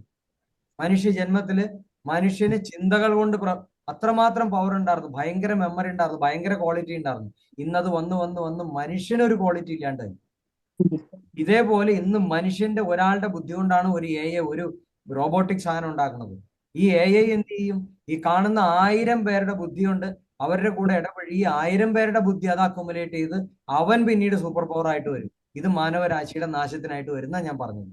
ഇതാണോ അനിൽ പറഞ്ഞത്? അനിൽ തന്നെ പറ, ആണോ? ഇവിടെ ഞാൻ അനിലിനെ പൂർണ്ണമായിട്ടും വിശ്വസിക്കുക, എനിക്ക് വേറെ മാർഗമില്ല. ಇಲ್ಲ, ಕ್ಷಮಿಸಿ, ಅದು ಸ್ಟಾರ್ಟಿಂಗ್ ಅಲ್ಲಿ ಗುರುಜಿ ಏನ್ ಹೇಳ್ತೀರ ಅಂದ್ರೆ ಮನುಷ್ಯ ಜನ್ಮ ಶ್ರೇಷ್ಠವಾದಂತಹ ಜನ್ಮ. ಸೊ ಅವನಿಗೆ ಅಷ್ಟೊಂದು ಅದ್ಭುತವಾದಂತಹ ಏನು ಆ ಶಕ್ತಿಗಳು ಇದ್ವು. ಸೊ ಆತನ ಏನು ಆ ಬುದ್ಧಿಶಕ್ತಿ ಅಷ್ಟೊಂದು ಇತ್ತು. ಸೊ ಬರ್ತಾ ಬರ್ತಾ ಸೊ ಅದು ಆ ಬುದ್ಧಿಶಕ್ತಿನೇ ಏನು ನಾಶವಾಗಿ ಹೋಗಿದೆ. ಸೊ ಅಂತಹ ಬುದ್ಧಿ ಇರುವಂತಹ ಮನುಷ್ಯ ಈಗ ಸೃಷ್ಟಿ ಮಾಡಿರುವಂತದ್ದು ಈ ಎ ಟೆಕ್ನಾಲಜಿ. ಸೊ ಇದರ ಜೊತೆಗೆ ಏನಾಗುತ್ತೆ, ಈಗ 1000 ಜನಗಳು ಸೇರಿದಾಗ ಸೊ ಆ ಏನು 1000 ಜನಗಳ ಬುದ್ಧಿಯನ್ನ ಇದು ವಶ ಮಾಡ್ಕೊಂಡು ಆ ಎ ಟೆಕ್ನಾಲಜಿ ಸೂಪರ್ ಪವರ್ ಆಗುತ್ತೆ ಅಂತ ಗುರುಗಳು ಹೇಳ್ತಿದ್ದಾರೆ. അടുത്ത ആള് പറഞ്ഞു. ഗുരുജി അടുത്ത ആളെ വിളിക്കട്ടെ. സൂര്യ വേണുഗോപാൽ. എന്താണ് സൂര്യ വേണുഗോപാൽ? രാജാവല്ലേ? അതല്ല, അമ്മ. നമസ്തേ ഗുരുജി. പറഞ്ഞോളൂ. നമസ്തേ. മിനിയാന്നാണ് എനിക്ക് മനസ്സിലായ ഒരു കാര്യമാണ് പറയണത്. ആ. മിനിയാന്ന് ഞാനിപ്പോ ഫ്രണ്ട്സിന്റെ കൂടെ ഒക്കെ നടന്ന് ഇത്തിരി അധർമ്മത്തിലൊക്കെ പോയെന്ന് എനിക്ക് മനസ്സിലായിട്ടുണ്ടായിരുന്നില്ല. പിന്നീട് ഒരു ദിവസമാണ് എനിക്ക് ബോധ്യപ്പെട്ടത് മിനിയാന്നായിട്ട്. ഞാൻ ഫ്രണ്ട്സിനോട് നടക്കുമ്പോ ഞാൻ ഇത്തിരി ചീത്തയായിക്കൊണ്ടിരിക്കുകയായിരുന്നു. അതുകൊണ്ട് ഞാൻ മെഡിറ്റേഷൻ ചെയ്തപ്പോ എനിക്ക് ഭയങ്കര കുറ്റബോധമൊക്കെ ഉണ്ടായിരുന്നു. അപ്പൊ പ്രപഞ്ചം പറഞ്ഞു, ഞാൻ ഈ 3 മാസം അത് വെയിറ്റ് ചെയ്യായിരുന്നു നിനക്ക് സ്വയം അനുഭവിച്ചറിയുന്നത്. ഫ്രണ്ട്സിന്റെ കൂടെ പറഞ്ഞിട്ട് മനസ്സിലായിട്ടില്ലല്ലോ, അതുകൊണ്ട് അനുഭവിച്ചപ്പോ മനസ്സിലായല്ലോ എന്ന് പറഞ്ഞത്. അത് കഴിഞ്ഞിട്ട് പിന്നീട് ഫ്രണ്ട്സിനെ റിയലൈസ് ചെയ്തപ്പോ പിന്നീട് നല്ല അനുഭവങ്ങൾ വന്നുകൊണ്ടിരിക്കുകയാണ്, കൂടുതലായിട്ട് അനുഭവം വന്നു നല്ല രീതിയിൽ. ഇതിന്ന് അനില ചേച്ചി പറഞ്ഞ ഒറ്റ ഉദാഹരണം നോക്കിയാൽ മതി. മാവിനെ കൊണ്ടുപോയി പ്ലാവിന്റെ അടുത്ത് വെച്ച് നോക്ക്, പ്ലാവിന്റെ സ്വഭാവം വരണ്ടോന്നറിയാം. പക്ഷെ അങ്ങനെയാ, എവിടെ പോയി കിടന്നോ അവന്റെ സ്വഭാവം അങ്ങനെ ഒപ്പിയെടുത്തുകൊണ്ടിരിക്കും. കൂട്ടുകൂടുമ്പോ അവരുടെ സ്വഭാവം എടുക്കാൻ ആരെങ്കിലും പറയണ്ടോ? നമുക്കൊരു ക്വാളിറ്റി ഉണ്ടായിരിക്കണം. സത്യം ഏതാണ്, ധർമ്മം ഏതാണെന്ന് നോക്കി നമുക്ക് ജീവിക്കാൻ അറിയായിരിക്കണം. അല്ലാണ്ട് എവിടെ പോയി നിന്നാലും അതിന്റെ വാസന എടുത്തുകൊണ്ട് വരിക എന്നുള്ളതല്ല നമ്മുടെ ആവശ്യം. സ്വയം മനസ്സിലാക്കി ಅವನವನು നല്ലതാണ്. ಅನಿಲ್ ಪ್ಲೀಸ್. ನೋಡಿ, ಅವರು ಏನ್ ಹೇಳ್ತಾರೆ ಅಂದ್ರೆ ಈಗ ಒಂದು 2-3 ತಿಂಗಳಿಂದ ಅವರ ಫ್ರೆಂಡ್ಸ್ ಗಳ ಜೊತೆ ಸೇರಿ ಸಣ್ಣ ಪುಟ್ಟ ಅಧರ್ಮದ ಕೆಲಸ ಕಾರ್ಯಗಳನ್ನ ತೊಡಗ್ತಾ ಇದ್ರು. ಸೊ ಇದು ಮೆಡಿಟೇಷನ್ ಇವರಿಗೆ ಗೊತ್ತಾಯ್ತು, ಏನು ನಾನು ಏನೋ ಸಣ್ಣ ಪುಟ್ಟ ತಪ್ಪು ಮಾಡ್ತಾ ಇದ್ದೀನಿ ಅಂತ. ಅದಕ್ಕೆ ಗುರುಗಳು ಏನ್ ಹೇಳ್ತಿದ್ದಾರೆ, ಈಗ ಏನು ಮಾವಿನ ಮತ್ತೆ ಹಲಸಿನ ಏನು ಎಕ್ಸಾಂಪಲ್ ಕೊಟ್ರು. ಸೊ ನಮ್ಮ ಕ್ವಾಲಿಟಿ ಸೊ ಅದು ಏನಿದೆ ಅದು ನಮ್ಮ ಹತ್ರ ಇರ್ಬೇಕು. ಸೊ ಬೇರೆಯವ್ರ ಜೊತೆ ಸೇರೋತಿಗೆ ಅವರ ಇದು ಕ್ವಾಲಿಟಿ ನಮಗ್ ಬರಬಾರ್ದು. ಸೊ ಅದನ್ನ ನಾವು ಕಾಪಾಡ್ಕೊಂಡು ಹೋಗ್ಬೇಕು. ಸೊ ನೀವು ಮೆಡಿಟೇಷನ್ ಮಾಡುವವರು ಸೊ ನಮ್ಮ ಏನಿದೆ ಇದನ್ನ ധർമ്മದಲ್ಲಿ ಏನಿದೆ ಸೊ ಅದರಲ್ಲೇ ನಡೆಯಲಿ ಅಂತ. അത് നമ്മുടെ പുരാണത്തിൽ ഗ്രന്ഥത്തിൽ പോലും എഴുതി വെച്ചിട്ടുണ്ട് അതിന് ഉദാഹരണം. ഒരു ബ്രഹ്മജ്ഞാനിയായിട്ടുള്ള ഒരാൾ ഒരു വീട്ടിൽ പോയി ഭക്ഷണം കഴിച്ചപ്പോഴേക്കും ആ ഭക്ഷണം ഉണ്ടാക്കി കൊടുത്ത ആളുടെ വാസന അയാളിലേക്ക് എത്തി എന്നുള്ളത്. അപ്പൊ പിന്നെ എന്താ പറയാൻ പറ്റുന്നത്? മനുഷ്യന് അങ്ങനെയാണ്, എവിടെ നിന്ന് ഭക്ഷണം കഴിക്കണം അതിന്റെ വാസന നമ്മളിൽ കയറി വരും. ആരുമായിട്ട് സംസർഗത്തിലിരിക്കണം അവരുടെ വാസന കയറി വരും. ഇത് അറ്റാച്ച്ഡും ഡിറ്റാച്ച്ഡും അല്ലാതെ ജീവിക്കാൻ പഠിക്കണം. അത് പ്രധാനപ്പെട്ടതാണ്. അങ്ങനെയും ഒരു പരിവർത്തനം നമ്മളിൽ നടക്കണം. ജീവിതകാലം മുഴുവൻ അങ്ങനെയാണെന്നും പറഞ്ഞുകൊണ്ട് ഇങ്ങനെ ജീവിക്കാൻ പറ്റില്ല. നമ്മൾ അതിനെയും പൊട്ടിക്കാൻ നമ്മൾ പഠിക്കണം. അവിടെയാണ് മനുഷ്യന്റെ ക്വാളിറ്റി മാറി മാറി വരുന്നത്. പ്ലീസ്. ಈಗ ಪುರಾಣಗಳಲ್ಲಿ ಕೂಡ ಏನು ಹೇಳಲಾಗಿದೆ, ಒಬ್ಬ ಬ್ರಹ್ಮಜ್ಞಾನಿ ಆದವರು ಸೊ ಒಂದ್ ಮನೆಗೆ ಹೋಗಿ ಏನು ಊಟ ಮಾಡೋತ್ತಿಗೆ ಸೊ ಅವರಲ್ಲಿರುವ ಕ್ವಾಲಿಟಿ ಕೂಡ ಆತನಲ್ಲಿ ಏನು ಅದು ಬಂತು ಅಂತ ಏನು ಗುರುಗಳು ಹೇಳ್ತಿದ್ದಾರೆ. ಸೊ ನಾವು ಯಾರ ಹತ್ರ ಕೂಡ ಅಟ್ಯಾಚ್ ಆಗದೆ, ಯಾರ ಹತ್ರ ಡಿಟ್ಯಾಚ್ ಆಗದೆ ಬದುಕೋದನ್ನ ನಾವು ಕಲಿಬೇಕು ಅಂತ ಇದೆ. അടുത്ത ചോദ്യം. ഗുരുജി ഒരു കാര്യം കൂടി ഉണ്ട്. പറഞ്ഞോളൂ. മെഡിറ്റേഷനിൽ പിന്നെ ഞാൻ ഒരു മെഡിറ്റേഷനിൽ കണ്ടത് വെപ്പൺ എക്സിനെ കുറിച്ച് എനിക്ക് പറഞ്ഞു തന്നിട്ടുണ്ടായിരുന്നു. വൈറസിനെ കുറിച്ച്. അത് weapon X equal to November 15 എഴുതി കാണിച്ചു കുറെ നേരം. അത് കഴിഞ്ഞിട്ട് പറയേണ്ടത് എന്ന് വെച്ചാ weapon X equal to November 15 ആണ്. അത് ആ സമയത്ത് വരുമെന്നാണെന്ന് ഞാനൊന്നും പറയണില്ല. അല്ലെങ്കിൽ കോഡാണോ അല്ലെങ്കിൽ നടക്കാൻ പോണതാണെന്നും ഞാൻ പറയണില്ല, ഇത് പറയാൻ പറഞ്ഞിട്ട്. പിന്നെ അബ്ഡോമിനൽ ക്യാവിറ്റിയിലാണ് അത് കൂടുതൽ വരാൻ പോണത്, അബ്ഡോമിനൽ ആയിട്ടുള്ള പ്രശ്നങ്ങളാന്ന് പറഞ്ഞു. നോ പ്രോബ്ലം, വരട്ടെ, അന്ന് അനുഭവിക്കട്ടെ, നമുക്ക് എന്ത് ചെയ്യാൻ പറ്റും? നമ്മൾ നിസ്വാർത്ഥമായിട്ട് നിൽക്കണ്ടോ, അവർക്കൊന്നും പ്രശ്നങ്ങൾ ഉണ്ടാവില്ല. ഞാൻ കൊറോണയുടെ സമയത്താണ് ഈ മെഡിറ്റേഷൻ പഠിപ്പിച്ചു തുടങ്ങിയത്. ആ കൊറോണയുടെ സമയത്തുണ്ടായ അനുഭവം എനിക്ക് വളരെ നന്നായിട്ട് അറിയാം. കൊറോണ ആളുകൾക്ക് ബാധിക്കാതെ ഇതിനെ വളരെ ഭംഗിയായിട്ട് കൊണ്ടുപോകാൻ പറ്റി. ആരൊക്കെ നിസ്വാർത്ഥമായിട്ട് ഭംഗിയായിട്ട് മെഡിറ്റേഷൻ ചെയ്യേണ്ടായിരുന്നു. ഞാൻ കൊറോണ സമയത്ത് മാസ്ക് വെക്കാതെ നടന്ന ആളാണ്. എന്നെ എപ്പോഴും വീട്ടിൽ വഴക്ക് പറയുമായിരുന്നു, മാസ്കും വെക്കില്ല ഒന്നുമില്ല എന്നും പറഞ്ഞു. അപ്പൊ കൊറോണ വന്ന് ഞാൻ ചത്തോണ്ടേ, എന്തെങ്കിലും അസുഖം വന്നിട്ടുണ്ടാവും, അത് വേറെ കേസാണ്. കൊറോണ വന്നിട്ടുള്ളവരൊക്കെ പിടിപെട്ട് പോയിട്ടുണ്ട്, അത് ബാധിച്ചിട്ടുള്ളവർ പോയിട്ടുണ്ട്. അല്ലാത്തവർക്ക് കൂട്ടത്തിൽ പനിയും വരണ്ടാവും, വേറെ വൈറസും വരണ്ടാവും. നമ്മൾ എത്രമാത്രം നിസ്വാർത്ഥരായിട്ട് നിൽക്കാൻ പറ്റുമോ അത് മാത്രമേ ഇനി ഭൂമിയിൽ അടുത്ത വൈറസ് നമ്മളെ ബാധിക്കാതിരിക്കുള്ളൂ. നമ്മൾ ദുഷ്ടതയും കുശുമ്പും വെച്ചിട്ടാണോ ജീവിക്കണേ, അധർമ്മത്തിൽ കൂടെയാണോ പോണത്, നമുക്ക് അസുഖം ഉണ്ടാവും. സിമ്പിൾ ഒരു ഉദാഹരണം കൂടി പറഞ്ഞുതരാം. എയ്ഡ്സ് എന്ന് പറയുന്ന രോഗം ഇവിടെ ഉണ്ടില്ലേ? നമ്മൾ അത്തരം പ്രവൃത്തിക്ക് പോകാണ്ടിരുന്ന എയ്ഡ്സ് നമ്മളിലേക്ക് വരില്ല. അപ്പൊ എന്താ പറ്റുന്നത്? എന്താ അതിൽ നിന്ന് മനസ്സിലാക്കിയത്? ധർമ്മത്തിന്റെ പാതയിൽ ജീവിക്കുക. അങ്ങനെ ജീവിച്ച എയ്ഡ്സ് വരില്ല. അത് നോക്കി ജീവിച്ചാൽ മതി. അതിനെന്താ അത്ര വലിയ ബുദ്ധിമുട്ടാണോ? അതിന് പകരം എയ്ഡ്സിനെ ഇല്ലായ്മ ചെയ്യാൻ പറ്റില്ല. അതുപോലെ തന്നെ ഈ അനേക ടൈപ്പിലുള്ള വൈറസുകൾ വന്നുകൊണ്ടേയിരിക്കും. കാരണം മനുഷ്യൻ നന്നാവാൻ മല്ലിപ്പൊടി മാങ്ങ ചേർത്താൽ എരിവ് വേണമെന്നുണ്ടെങ്കിൽ അതനുസരിച്ച്, അല്ലെങ്കിൽ പച്ചമുളക് ചേർത്താൽ പോയി പച്ചമുളക് ഇറങ്ങും. ഒരുപാട് എരിവായ ഇവിടെ ഗരം മസാല ആവശ്യം ചേർക്കാൻ. ಓಕೆ, ಸಂಸಾರಿಸೋಳು. ನೋಡಿ, ಈಗ ಅವರು ಯುವಕ ಏನ್ ಮಾತಾಡಿದ್ದಾರೆ ಅಂತ ಹೇಳಿದ್ರೆ, ಅವರಿಗೆ ಧ್ಯಾನದಲ್ಲಿ ಈಗ ಮುಂದೆ ಬರುವಂತಹ ವೈರಸ್ ಬಗ್ಗೆ ಸೊ ಅವ್ರಿಗೂ ಒಂದು ಮಾಹಿತಿ ಸಿಕ್ತು. ಅಂದ್ರೆ ಆ ವೆಪನ್ ಎಕ್ಸ್ ಏನಿದೆ ಸೊ ಅದು ನವೆಂಬರ್ 15 ಅಂತ ತೋರಿಸ್ತು. ಅದು ಕೋಡ್ ಡೇಟ್ ಅದು ಸರಿಯಾಗಿ ನನಗೆ ಗೊತ್ತಿಲ್ಲ, ಬಟ್ ಇದನ್ನ ಹೇಳಿ ಅಂತ ನನಗೆ ಹೇಳಿದೆ. ಸೊ ಅದಕ್ಕೋಸ್ಕರ ನಾನು ಹೇಳ್ತಾ ಇದ್ದೇನೆ ಅಂತ ಹೇಳ್ತಿದ್ದಾರೆ. ಗುರುಗಳು ಏನ್ ಹೇಳ್ತಿದ್ದಾರೆ ಅಂತ ಹೇಳಿದ್ರೆ, ನಾವು ಧರ್ಮದಲ್ಲಿ ಬದುಕಿದಾಗ ಸೊ ನಮಗೆ ಇಂತಹ ಕಾಯಿಲೆಗಳು ಅಥವಾ ಇಂತಹ ವೈರಸ್ಗಳು ಯಾವುದು ನಮ್ಮ ಹತ್ರಕ್ಕೆ ಬರಲ್ಲ ಅಂತ. ಈಗ ಫಾರ್ ಎಕ್ಸಾಂಪಲ್ ಕೊರೋನಾ ಟೈಮ್ ಇತ್ತಲ್ವಾ, ಸೊ ಆ ಟೈಮಲ್ಲಿ ಗುರುಜಿ ಅವರು ಮಾಸ್ಕ್ ಹಾಕದೇನೆ ನಡೀತಾ ಇದ್ರು. ಸೊ ಅದು ನಮ್ಗೆ ಏನೂ ಸಂಭವಿಸಿಲ್ಲ. ಕೆಲವರಿಗೆ ಬೇರೆ ರೀತಿಯಲ್ಲಿ ಜ್ವರ ಬಂದ್ರು ಕೂಡ ಅದು ಕೊರೋನಾದಿಂದ ಬಂದಿದೆ ಅಂತ ಹೇಳ್ತಾ ಇದ್ರು. ಬಟ್ ನಾವು ಧರ್ಮದಲ್ಲಿ ನಡೆದಾಗ ಈ ರೀತಿ ಏನು ಆಗಲ್ಲ ಅಂತ ಹೇಳ್ತಿದ್ದಾರೆ. ಅದಕ್ಕೆ ಇನ್ನೊಂದು ಎಕ್ಸಾಂಪಲ್ ಏನ್ ಕೊಡ್ತಾ ಇದ್ದಾರೆ ಅಂತಂದ್ರೆ ಏಡ್ಸ್. ಸೊ ನಾವು ಹೋಗಿ ಆ ಕ್ರಿಯೆ ಅಥವಾ ಅಂತ ಕೆಲಸಗಳನ್ನು ಮಾಡೋದ್ರಿಂದ ಈ ಏಡ್ಸ್ ಬರುತ್ತೆ. ಸೊ ಮಾಡೋದಿದ್ರೆ ನಮ್ಗೆ ಅದು ಬರಲ್ಲ ಅಲ್ಲ. ಸೊ ಹಾಗಾಗಿ ನಾವು നിസ്വാർത്ഥರಿದ್ದಾಗ ಇಂಥದೆಲ್ಲ ನಮ್ಮ ಹತ್ರಕ್ಕೆ ಬರಲ್ಲ ಅಂತ ಹೇಳ್ತಿದ್ದಾರೆ. കൊറോണയുടെ സമയത്ത് ഈ ക്ലാസ് നടക്കുമ്പോൾ എനിക്ക് ഒരു വീഡിയോ ഇല്ല, ഒന്നുമില്ല. ആൾക്കാരെ അന്വേഷിച്ച് ഓടിക്കയറുമായിരുന്നു. രാവിലെ തൊട്ട് വൈകുന്നേരം വരെ 4 ബാച്ചായിരുന്നു ക്ലാസ് നടന്നിരുന്നത്. ഫ്രീ ആയിട്ടായിരുന്നു ആൾക്കാരെ പഠിപ്പിച്ചിരുന്നത്. കാരണം അസുഖം വന്നപ്പോൾ ചാവുന്ന് പേടിച്ച ആൾക്കാർ വന്ന് കയറിയതാ. അതുകൊണ്ടാണ് 42,000 ഫാമിലിയെ പഠിപ്പിച്ചത്. ആ കൊറോണയുടെ വേവ് അങ്ങോട്ട് തീർന്നു. കൊറോണ പോയോടെ ആൾക്കാരുടെ വേവും തീർന്നു. ആൾക്കാർ വീണ്ടും ശവക്കറി നിന്ന് ആർമാദിച്ച് ജീവിക്കാൻ തുടങ്ങി. ഇനി അടുത്തൊരു വൈറസ് വരുമ്പോഴേ ആൾക്കാർ ഇടിച്ചു കയറുള്ളൂ. അന്ന് അമൃതാനന്ദമയുടെ അടുത്ത് പോകാൻ പറ്റില്ലായിരുന്നു, ശ്രീ ശ്രീ രവിശങ്കറിന്റെ അടുത്ത് പോകാൻ പറ്റില്ല, ഒരു ഗുരുക്കന്മാരുടെ അടുത്തും പോകാൻ പറ്റില്ലായിരുന്നു. അന്ന് ആർക്കും ഓൺലൈൻ ക്ലാസ്സും ഇല്ല. ആകപ്പാട് ഒരു ആശ്രയമുള്ള ഒരു സിസ്റ്റം ഉണ്ടായിരുന്നത് ഇത് മെഡിറ്റേഷനിൽ മാത്രമേ ഉള്ളൂ. അപ്പൊ ആൾക്കാരൊക്കെ ഇരച്ചു കയറി വന്നു. ഇതാണ് ധർമ്മം. ചില സമയത്തുണ്ടല്ലോ, പ്രപഞ്ചത്തിൽ ചെറിയ മാറ്റങ്ങൾ വരുമ്പോൾ ആൾക്കാരിൽ ഭയങ്കരമായ മാറ്റങ്ങൾ ഉണ്ടാവും. വീണ്ടും പഴയ അവസ്ഥയിലേക്ക് പോകും. വരട്ടെ, നവംബറിൽ ഞാൻ വലിയ വലിയ വൈറസ് ഇനിയും വരണം, അപ്പോഴേ മനുഷ്യൻ പഠിക്കുള്ളൂ. അതേപോലെ ഇലക്ട്രോണിക് ഗാഡ്ജറ്റ്സ് മുഴുവൻ ഇല്ലാതെ കരിഞ്ഞു പോകണം, സൂര്യന്റെ ചെറിയ ഒരു ട്യൂണിങ് മാറ്റിയിട്ട്, അപ്പോഴേ മനുഷ്യൻ നന്നാവുള്ളൂ. അനിൽ പ്ലീസ്. ನೋಡಿ, ಅಂದ್ರೆ ಕೊರೋನಾ ಟೈಮಲ್ಲಿ ನಮ್ಗೆ ಏನು ಬೇರೆ ಎಲ್ಲೂ ಹೋಗ್ಲಿಕ್ಕೆ ಆಗ್ತಾ ಇರಲಿಲ್ಲ. ಸಾವಿನ ಭಯದಿಂದ ಜನಗಳೆಲ್ಲ ಕಿಕ್ಕಿರಿದು ಇಲ್ಲಿ ತುಂಬ್ತಾ ಇದ್ರು, ಎಲ್ಲ ಓಡೋಡಿ ಬರ್ತಾ ಇದ್ರು. ಆ ಟೈಮಲ್ಲಿ 4 ಬ್ಯಾಚ್ಗಳಾಗಿ ಏನು ಗುರುಜಿ ಕ್ಲಾಸ್ ತಗೊಳ್ತಾ ಇದ್ರು. ಸೊ ಬೇರೆ ಎಲ್ಲೂ ಈಗ ಅಮೃತಾನಂದಮಯಿ ಅವರ ಏನು ಆಶ್ರಮಕ್ಕಾಗ್ಲಿ ಅಥವಾ ರವಿಶಂಕರ್ ಅವರ ಆಶ್ರಮಕ್ಕಾಗ್ಲಿ ಸೊ ಅವಾಗ ಆ ಟೈಮ್ನಲ್ಲಿ ಯಾರಿಗೂ ಎಂಟ್ರಿ ಕೊಡ್ತಾ ಇರ್ಲಿಲ್ಲ, ಈ ಕೊರೋನಾ ಟೈಮ್ ಆದ್ರಿಂದ. ಬಟ್ ಇಲ್ಲಿ ಏನು ಗುರುಜಿ ಅವರು ಏನು ಕ್ಲಾಸ್ ತಗೊಳ್ತಾ ಇದ್ರು. ಸೊ ಹಾಗಾಗಿ ಸೊ ಆದ್ರಿಂದಾಗಿ ಈ 40,000 45,000 ಜನಗಳೆಲ್ಲ ಸೇರುವಂಗಾಯ್ತು. ಒಂದು ಭಯ ಬಂದಾಗ ಜನಗಳು ಓಡಿ ಬರ್ತಾ ಇದ್ರು. ಸೊ ನಂತರ ಏನಾಯ್ತು, ಆ ಕೊರೋನಾ ಹೋದ್ಮೇಲೆ ಎಲ್ಲ ಶವಕರಿ ತಿನ್ಲಿಕ್ಕೆ ಸ್ಟಾರ್ಟ್ ಆದ್ರು. ಮತ್ತೆ ಆ ಹಳೆ ಇದು ಬಂತು. ಸೊ ಈ ರೀತಿ ವೈರಸ್ ಅಲ್ಲ, ಇದಕ್ಕಿಂತ ದೊಡ್ಡ ದೊಡ್ಡ ವೈರಸ್ಗಳು ಮುಂದೆ ಬರ್ಬೇಕು. ಜನಕ್ಕೆ ಅವಾಗಲೇ ಏನು ಗೊತ್ತಾಗೋದು, ಅವಾಗಲೇ ಭಯ ಬೀಳುವಂಥದ್ದು ಅಂತ ಹೇಳ್ತಾ ಇದ್ದಾರೆ. ಈಗ ವೆಪನ್ಸ್ ತರಾನೇ ಸೊ ಇನ್ನು ಬೇರೆ ಬೇರೆ ಇದು ಬರ್ಬೇಕು ಅಂತ ಅದು ಹೇಳ್ತಿದ್ದಾರೆ. ചില കാര്യങ്ങൾ നമ്മൾ മനസ്സിലാക്കേണ്ടതുണ്ട്. അന്ന് മുതൽ ഞാൻ ഈ സൂമിന്റെ പ്ലാറ്റ്ഫോം ഉപയോഗിക്കുന്നതാണ്, ചൈനക്കാരാണ്. ഇതുവരെ ഇന്ത്യക്കാർക്ക് ഇതിനെ വെല്ലണ അല്ലെങ്കിൽ ഇതിൽ ഈ ക്വാളിറ്റി ഉള്ള ഒരു പ്ലാറ്റ്ഫോം വരെ ഉണ്ടാക്കാൻ പറ്റിയിട്ടില്ല. ഞാനിപ്പോഴും അവരെ തന്നെ ഡിപ്പെൻഡ് ചെയ്ത് അതേപോലെ മന്ത്ലി സബ്സ്ക്രിപ്ഷൻ പൈസയും കൊടുത്ത് മേടിക്കുക. ഇത് ഇന്ത്യക്ക് വരണമെങ്കിൽ പൈസ മുഴുവൻ അവർക്ക് ചെല്ലൂലേ? ഇല്ല. എന്താ കാരണം? ഇന്ത്യക്ക് ഇത്തരം കാര്യത്തിലൊന്നും അല്ല ഇഷ്ടം. കുശുമ്പ്, കുന്നായ്മ, വഴക്ക്, തമ്മിത്തല്ല്, ഉള്ളി കിടന്ന് ഇങ്ങനെ പ്രശ്നം ഉണ്ടാക്കിക്കൊണ്ടിരിക്കുക. നമ്മൾ ഓരോരുത്തരും ശ്രമിക്കണം എന്താ ചെയ്യാൻ പറ്റേണ്ടതെന്ന്.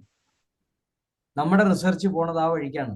ഈ 24 മണിക്കൂർ ഞാൻ ശ്രമിച്ചുകൊണ്ടിരിക്കുന്നത് എങ്ങനെയാണ് നമ്മുടെ റിസർച്ചിനെ നമ്മുടെ രാജ്യത്തിന് ഗുണം കിട്ടുന്ന രീതിയിലാക്കാൻ പറ്റുന്നത്. നമ്മുടെ കുട്ടികൾ ഇന്ന് എന്ത് പഠിക്കണമെന്ന് ഗൂഗിളാണ് തീരുമാനിക്കുന്നത്. അവരിട്ട് കൊടുക്കുന്ന അശ്ലീലങ്ങളാണ് നമ്മൾ കാണിക്കുന്നതും, ആ അശ്ലീലങ്ങളാണ് നമ്മൾ തിന്നണതും, ആ അശ്ലീലമാണ് നമ്മൾ ശ്വസിക്കുന്നതും. നമുക്കൊരു ഫയർവാൾ സിസ്റ്റം നമുക്ക് ഉണ്ടാക്കാൻ പറ്റുന്നുണ്ടോ? നമ്മുടെ കുട്ടികൾ എന്ത് പഠിക്കണമെന്ന് നമുക്ക് തീരുമാനിക്കാൻ പറ്റുന്നുണ്ടോ? ഇല്ല. പിന്നെ നമ്മുടെ എന്ത് ക്വാളിറ്റിയാണ് നമുക്ക് പറയാനുള്ളത്? നമ്മുടെ രാജ്യത്തേക്ക് സകല രാജ്യത്തെ ചപ്പുചവറും കയറി വരികയാണ്. ಇದನ್ನ ತಡೆಯಲು നമ്മൾ പഠിച്ചിಲ್ಲ എന്നുണ്ടെങ്കിൽ നമുക്ക് ದೂಷ್ಯಮಾನದು. ಇವಾಗ ಏನು ಈಗ ಗುರುಜಿ ಇವಾಗ ಏನು ಈ ಕ್ಲಾಸ್ ತಗೋತಿದ್ರೆ ಈ ಝೂಮ್ ಕ್ಲಾಸ್ ಅನ್ನುವಂಥದ್ದು, ಸೊ ಇದು ಕೂಡ ಏನು ಆ ಚೈನಾದವ್ರದ್ದು ಏನು ಅವ್ರು ಕಂಡುಹಿಡಿದಿರೋದು. ನಮ್ಮ ಭಾರತದವರು ಇಂತಹ ಒಂದು ಝೂಮ್ ವ್ಯವಸ್ಥೆನೂ ಕೂಡ ಕಂಡುಹಿಡಿಲಿಕ್ಕೆ ಆಗ್ಲಿಲ್ಲ. ಸೊ ಪ್ರತಿಯೊಬ್ಬರು ಅಷ್ಟೇ ನಮ್ಮ ದೇಶಕ್ಕಾಗಿ ನಾವು ಏನ್ ಮಾಡ್ಬೇಕು ಅನ್ನೋಂತರ ಥಿಂಕ್ ಮಾಡ್ಬೇಕು. ಬಟ್ ಇಲ್ಲಿ ಏನ್ ಮಾಡ್ಬೇಕು, ಮೋಸ ಮಾಡೋದು ಹೇಗೆ, ಜಗಳ ಮಾಡೋದು ಹೇಗೆ, ಬರೀ ಇದ್ರ ಬಗ್ಗೆನೆ ಥಿಂಕ್ ಮಾಡ್ತಾರೆ. ಸೊ ಹಾಗಾಗಿ ಒಂದು ಝೂಮ್ ನಂತಹ ಒಂದು ಪ್ಲಾಟ್ಫಾರ್ಮ್ ಕೂಡ ಇವರಿಂದ ಮಾಡಕ್ಕಾಗಿಲ್ಲ.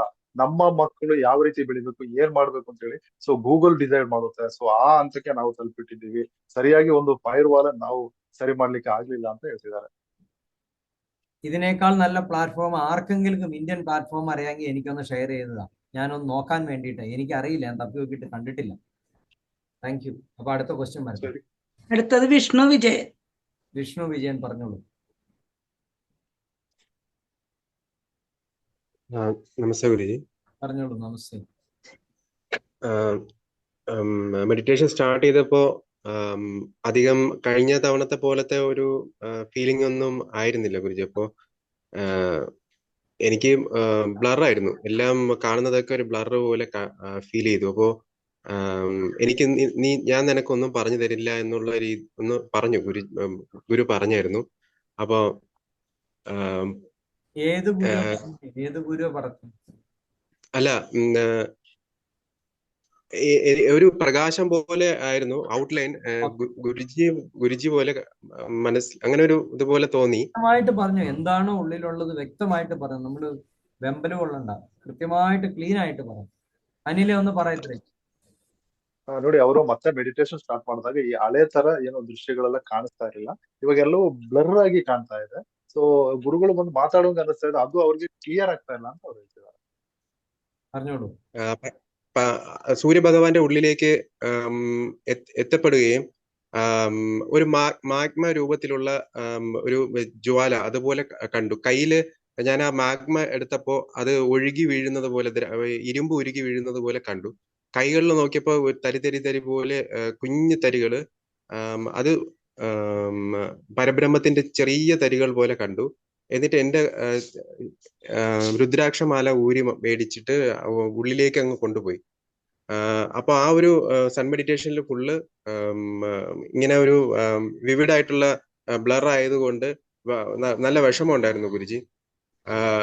ഇതിന് ശേഷം മൂൺ മെഡിറ്റേഷനിൽ പോയപ്പോഴ് ഗുരുജി ഈ മെഡിറ്റേഷൻ സ്റ്റിക്ക് നെറ്റിയിൽ ഇങ്ങനെ വച്ചിട്ട് എനിക്ക് പിന്നെ ഈ മെഡിറ്റേഷന്റെ എല്ലാ കാഴ്ചകളൊക്കെ വന്നിട്ട് ഗുരുജി ಅನಿಲ್ പറയട്ടെ. ഇതൊന്നും അനിൽ പറയാൻ പറ്റില്ല, എങ്ങനെ പറഞ്ഞു പോയി. ನೋಡಿ, ಅವರು ಏನು ಆ ಸೂರ್ಯದೇವನ ಒಳಗಡೆ ಹೋದ್ರಂತೆ. ಒಂದು ಮ್ಯಾಗ್ಮಾ ಜ್ವಾಲೆ, ಕಬ್ಬಿಣ ಅದು ಕರಗಿ ಅದರ ನೀರ್ ಬೀಳುತ್ತಲ್ಲ, ಸೊ ಆ ರೀತಿ ತನ್ನ ಕೈಗಳಿಗೆ ಬಿತ್ತು. ನಂತರ ಒಂದು ರುದ್ರಾಕ್ಷ ಅವರಿಂದ കൈകളിൽ ചാടി കൈകളിൽ തൊട്ട് നോക്കി തരുമെന്ന് ഇരിപ്പുണ്ടായിരുന്നു. അതിന്റെ ഉള്ളിൽ നിന്ന് ചില അംശങ്ങളൊക്കെ തൊട്ട് നോക്കി, അത് പരബ്രഹ്മത്തിന്റെ അംശങ്ങളാണെന്ന് മനസ്സിലായി.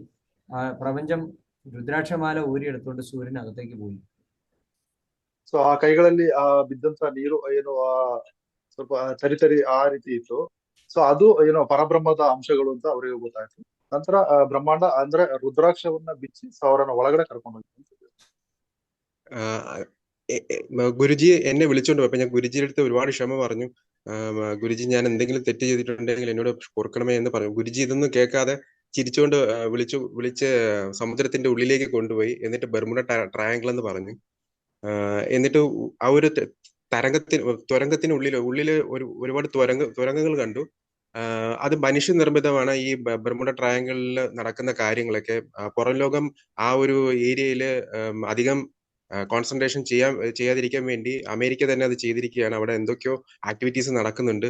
അത് ആയുധം ഇടപാടുകളുമായിട്ടും അല്ലാണ്ട് ഇല്ലീഗലായിട്ടുള്ള ഒരുപാട് ഇവര് ചെയ്യുന്നുണ്ട്. പിന്നെ ഒരുപാട് വൈറസുകളുടെ തന്നെ അവര് പരീക്ഷണങ്ങൾ നടത്തുന്നുണ്ട് അവിടെ. അപ്പൊ അതൊന്നും ലോകത്ത് അറിയാതിരിക്കാനും അവിടെ സിഗ്നൽസ് എല്ലാം കിട്ടാതിരിക്കാനും ഒക്കെ ഒരു വൻ സംഘം പ്രവർത്തിക്കുന്നുണ്ടെന്ന് പറഞ്ഞു.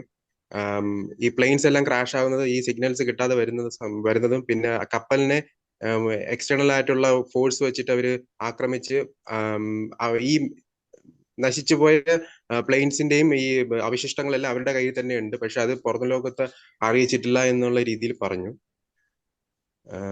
ഇതിന് ശേഷം ഗണപതി ഭഗവാൻ വന്നു. ഭഗവാൻ വന്നിട്ട് ഭഗവാന്റെ കയ്യിൽ വരച്ചിരിക്കുന്നത് അത് എന്റെ കയ്യിൽ ഇവിടെ വരെ ഒന്നും പറയാനില്ലേ. ബർമുഡ ട്രയാങ്കിൾ എന്ന് പറഞ്ഞ വിദേശ ശക്തി നിർമ്മിച്ചേക്കണാണ്. അവിടെ അങ്ങനെ ഒരു ഇഷ്യൂസ് ഇല്ല.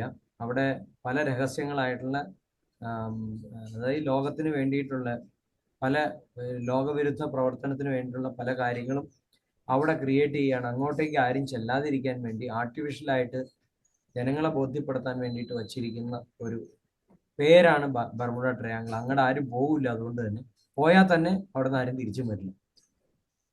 ಸೊ ಇಲ್ಲಿ ಏನಾಗಿದೆ, ಅವರಿಗೆ ಮೂನ್ ಮೆಡಿಟೇಷನ್ ಒಂದು ದೃಶ್ಯ ಕಾಣಿಸಿದೆ.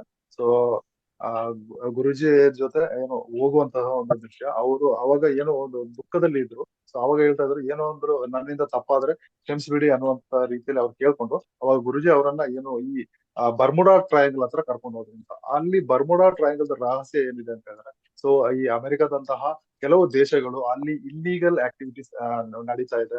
ನಂತರ ಅಣ್ವಸ್ತ್ರಗಳ ಪರೀಕ್ಷೆಗಳು ಕೂಡ ಅವ್ರು ಮಾಡ್ತಾ ಇದ್ದಾರೆ. ಸೊ ಅಲ್ಲಿಗೆ ಜನಗಳು ಹೋಗೋದಿರ್ಲಿ ಅಂತ ಹೇಳ್ಬಿಟ್ಟು ಅಲ್ಲಿನ ಸಿಗ್ನಲ್ ಗಳನ್ನ ಕಟ್ ಮಾಡಲಾಗಿದೆ. ಸೊ ಹಾಗಾಗಿ ಅಲ್ಲಿ ವಿಮಾನಗಳು, ನಂತರ ಏನು ಈ ಶಿಪ್ ಹಡಗುಗಳು, ಸೊ ಇದೆಲ್ಲ ದುರಂತಕ್ಕೀಡಾಗಿದೆ. ಇದರ ಅವಶೇಷಗಳು ಏನಿದೆ, ಸೊ ಅದೆಲ್ಲ ಅವರ ಹತ್ರನೇ ಇದೆ ಅಂತ ಸೊ ಅವರಿಗೆ ಒಂದು ಮಾಹಿತಿ ಸಿಕ್ಕಿದೆ. ഗണപതി ഭഗവാന്റെ കയ്യിലുള്ള ആ ഒരു ചിഹ്നം അത് പരബ്രഹ്മത്തിന്റെ റൊട്ടേഷൻ ആണ് കാണിച്ചേക്കുന്നതെന്ന് കാണിച്ചു. ഗണപതി ഭഗവാൻ തന്നെ വരച്ചു തന്നു. അത് ഒന്ന് ആന്റി ക്ലോക്ക് വൈസ്, ഒന്ന് ക്ലോക്ക് വൈസ് റൊട്ടേഷൻ. അത് രണ്ടും കൂടെ തിരിയുന്ന സമയത്ത് ആ ഒരു ചിഹ്നം അങ്ങനെ വരുന്നു ഭഗവാന്റെ കയ്യില്. പിന്നെ പരശുരാമ ഭഗവാൻ മഴു തന്നു. മഴുവിന്റെ എൻഡിലുള്ള ഷാർപ്പ് എഡ്ജില് ഓം സരിഗമ പദനി സഹ എന്നുള്ള ഒരു ഇത് അത് ആ ഒരു ഷാർപ്നെസ്സിൽ വരച്ചു വെച്ചിട്ടുണ്ടായിരുന്നു. സപ്തർഷിമാര് വന്നായിരുന്നു. എല്ലാ ഋഷിമാരും വന്ന് എന്റെ തല പിഴുതെടുത്തിട്ട് ആ തലയില് നെറ്റിയില് 8 ഗ്രഹങ്ങൾ വരച്ചു. എന്നിട്ട് അത് തിരിച്ചു പിടിപ്പിച്ചിട്ട് രേവതി നക്ഷത്രത്തിന്റെ പരബ്രഹ്മത്തിലേക്ക് കൊണ്ടുപോയി. അവിടെ എന്റെ പരബ്രഹ്മവും രേവതി നക്ഷത്രത്തിന്റെ പരബ്രഹ്മവും തമ്മിൽ അലൈൻ ചെയ്യിപ്പിച്ചിട്ട് ദശാശാന്തികൾ വരില്ല എന്ന് പറഞ്ഞു. പിന്നെ നക്ഷത്രങ്ങൾ എന്ന് പറഞ്ഞ സൂക്ഷ്മ ശരീരമായിട്ട് മീഡിയേറ്റർ ആയിട്ട് കാണിച്ചു തന്നു. പരബ്രഹ്മത്തിന്റെയും നക്ഷത്രങ്ങളും കണക്ഷൻ വിത്ത് മനുഷ്യൻ അങ്ങനെയാണ് കണക്ട് ചെയ്തിരിക്കുന്നത്. ഇപ്പൊ ദശാസന്ധി മാറുമ്പോൾ എങ്ങനെയാണ് പരബ്രഹ്മമായിട്ട് കണക്ട് ആയിട്ട് നമ്മുടെ എല്ലാ ദോഷങ്ങളും മാറുന്നതെന്ന് കാണിച്ചു തന്നു. ഇന്നലത്തെ സൺ മെഡിറ്റേഷനിൽ വീണ്ടും ബ്ലർ ആയിട്ടുള്ള കാഴ്ചകൾ വന്നു തുടങ്ങി. അപ്പോൾ എനിക്ക് വിഷമമായപ്പോൾ ഞാൻ അസുഖമായിട്ട് ഇരുന്നത് കൊണ്ട് അങ്ങനെ ഒരാഴ്ചത്തെ ബ്രേക്ക് എടുക്കണമെന്ന് ഗുരുജി പറയുന്നത് പോലെ മനസ്സിൽ തോന്നി. അങ്ങനെ എടുക്കാമെന്ന് പറഞ്ഞിരുന്നപ്പോ ഹനുമാൻ സ്വാമി വന്നിട്ട് പറഞ്ഞു, നീ എന്റെ കൂടെ വാ എന്ന് പറഞ്ഞു. ഇതൊരു പശ്ചാത്താപത്തിന്റെ ഒരു മനസ്സിൽ വരുത്താൻ വേണ്ടിയാണ് ഇങ്ങനെ വന്നത് എന്ന് പറഞ്ഞിട്ട് എന്നെ കൊണ്ടുപോയിട്ട് വെള്ളച്ചാട്ടത്തിന്റെ ആ തൃക്കണ്ണിന്റെ രൂപത്തിലുള്ള ഒരു ഓപ്പണിങ്, ആ ഓപ്പണിങ്ങിന്റെ ഉള്ളിലേക്ക് പോയിട്ട് വെള്ളച്ചാട്ടത്തിലേക്ക് വീണിട്ട് എണീറ്റ സമയത്ത് ഗുരുക്കന്മാരുടെ ലോകമെന്ന് പറഞ്ഞു. അപ്പൊ കണ്ണ് നിറഞ്ഞുപോയി. അങ്ങനെ നോക്കിയപ്പോ ശ്രീനാരായണ ഗുരു ഭഗവാൻ ഗുരുദേവൻ നേരെ നടന്നു പോകുന്നുണ്ടായിരുന്നു. ഗുരുദേവ എന്ന് വിളിച്ചപ്പോ ഗുരുജി വന്ന് വിളിച്ചിട്ട് പറഞ്ഞു, ഗുരുദേവനെ വിളിക്കണ്ട, നീ പുറകെ പോയാൽ മതി എന്ന് പറഞ്ഞു. പുറകെ പോയി ഒരു മാവിൻ തോട്ടത്തില് എത്തി. മാവിൻ തോട്ടത്തില് ഒരു വലിയ മാവിന്റെ ചോട്ടിൽ ഗുരുദേവൻ ഇരിക്കുന്നുണ്ടായിരുന്നു. ഗുരുജി സാക്ഷിയായിട്ടുണ്ടായിരുന്നു അടുത്ത്. ഗുരുദേവൻ പറഞ്ഞു അവിടെ ഒരു കുഞ്ഞു തൈ കണ്ടായിരുന്നല്ലോ, അതിന് പോയി വെള്ളം ഒഴിക്കാൻ പറഞ്ഞു. അപ്പൊ ഞാൻ പോയിട്ട് ഒരു അരുവിയിൽ നിന്ന് കുറച്ച് വെള്ളം എടുത്തിട്ട് വന്നപ്പോ ഗുരുദേവൻ ഒരു ചിരട്ട തന്നിട്ട് ആ ചിരട്ട വെച്ചിട്ട് ഒഴിക്കാൻ വേണ്ടി പറഞ്ഞു. അങ്ങനെ ഒഴിക്കാൻ വേണ്ടി നിന്നപ്പോ ഒരുപാട് തൈകൾ കണ്ടു. അപ്പൊ ഞാൻ ഗുരുദേവൻ ഒന്നല്ലേ പറഞ്ഞുള്ളൂ, അപ്പൊ ഒന്നിലേക്ക് ഒഴിച്ചിട്ട് അപ്പൊ ഗുരുദേവൻ പറഞ്ഞു ഒന്നിലേക്ക് മാത്രമേ ഒഴിച്ചുള്ളൂ. ഗുരുദേവൻ പറഞ്ഞു ഗുരു പറയുന്നത് വിശാലമായിട്ട് എടുക്കാൻ ശ്രമിക്കുക എന്ന് പറഞ്ഞു. അപ്പൊ എല്ലാ തൈകൾക്കും ഒഴിക്കാൻ വേണ്ടി പറഞ്ഞു. എല്ലാ തൈകളും ഒഴിച്ചു. അപ്പോഴേക്കും അലാറം അടിച്ചു. ഇന്നലത്തെ മൂൺ മെഡിറ്റേഷനില് സുദർശന ചക്രത്തിന്റെ ഉള്ളിലേക്ക് കൊണ്ടുപോയി വിഷ്ണു ഭഗവാൻ. അതിന്റെ ഉള്ളിൽ ഒരുപാട് അക്ഷരങ്ങൾ കണ്ടായിരുന്നു. അത്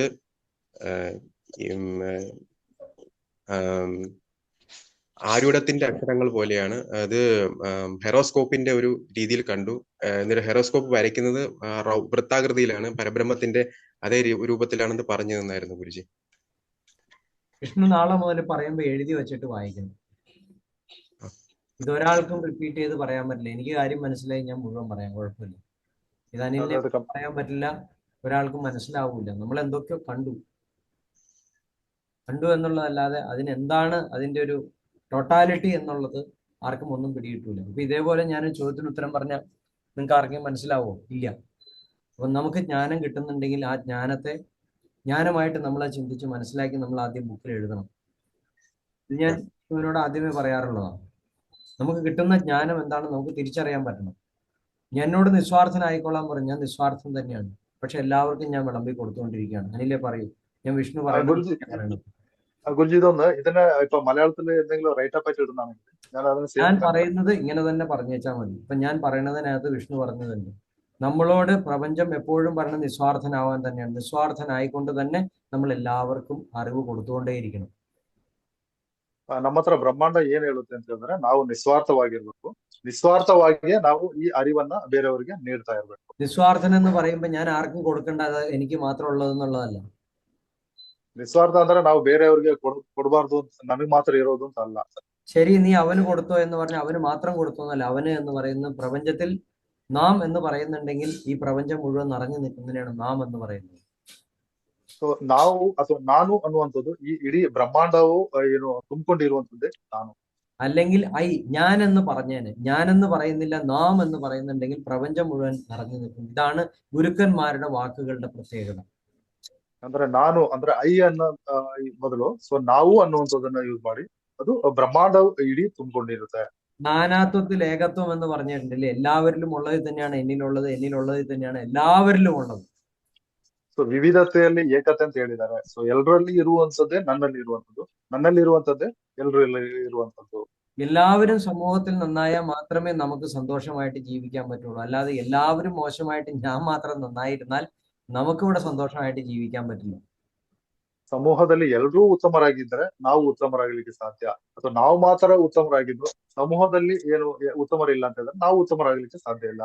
നമ്മൾ സാധാരണ കേൾക്കാറുള്ള ഒരു വാക്കാണ് എല്ലാ ടെററിസ്റ്റുകളും മുസ്ലിമാണ്, പക്ഷെ എല്ലാ മുസ്ലിങ്ങളും ടെററിസ്റ്റ് അല്ല.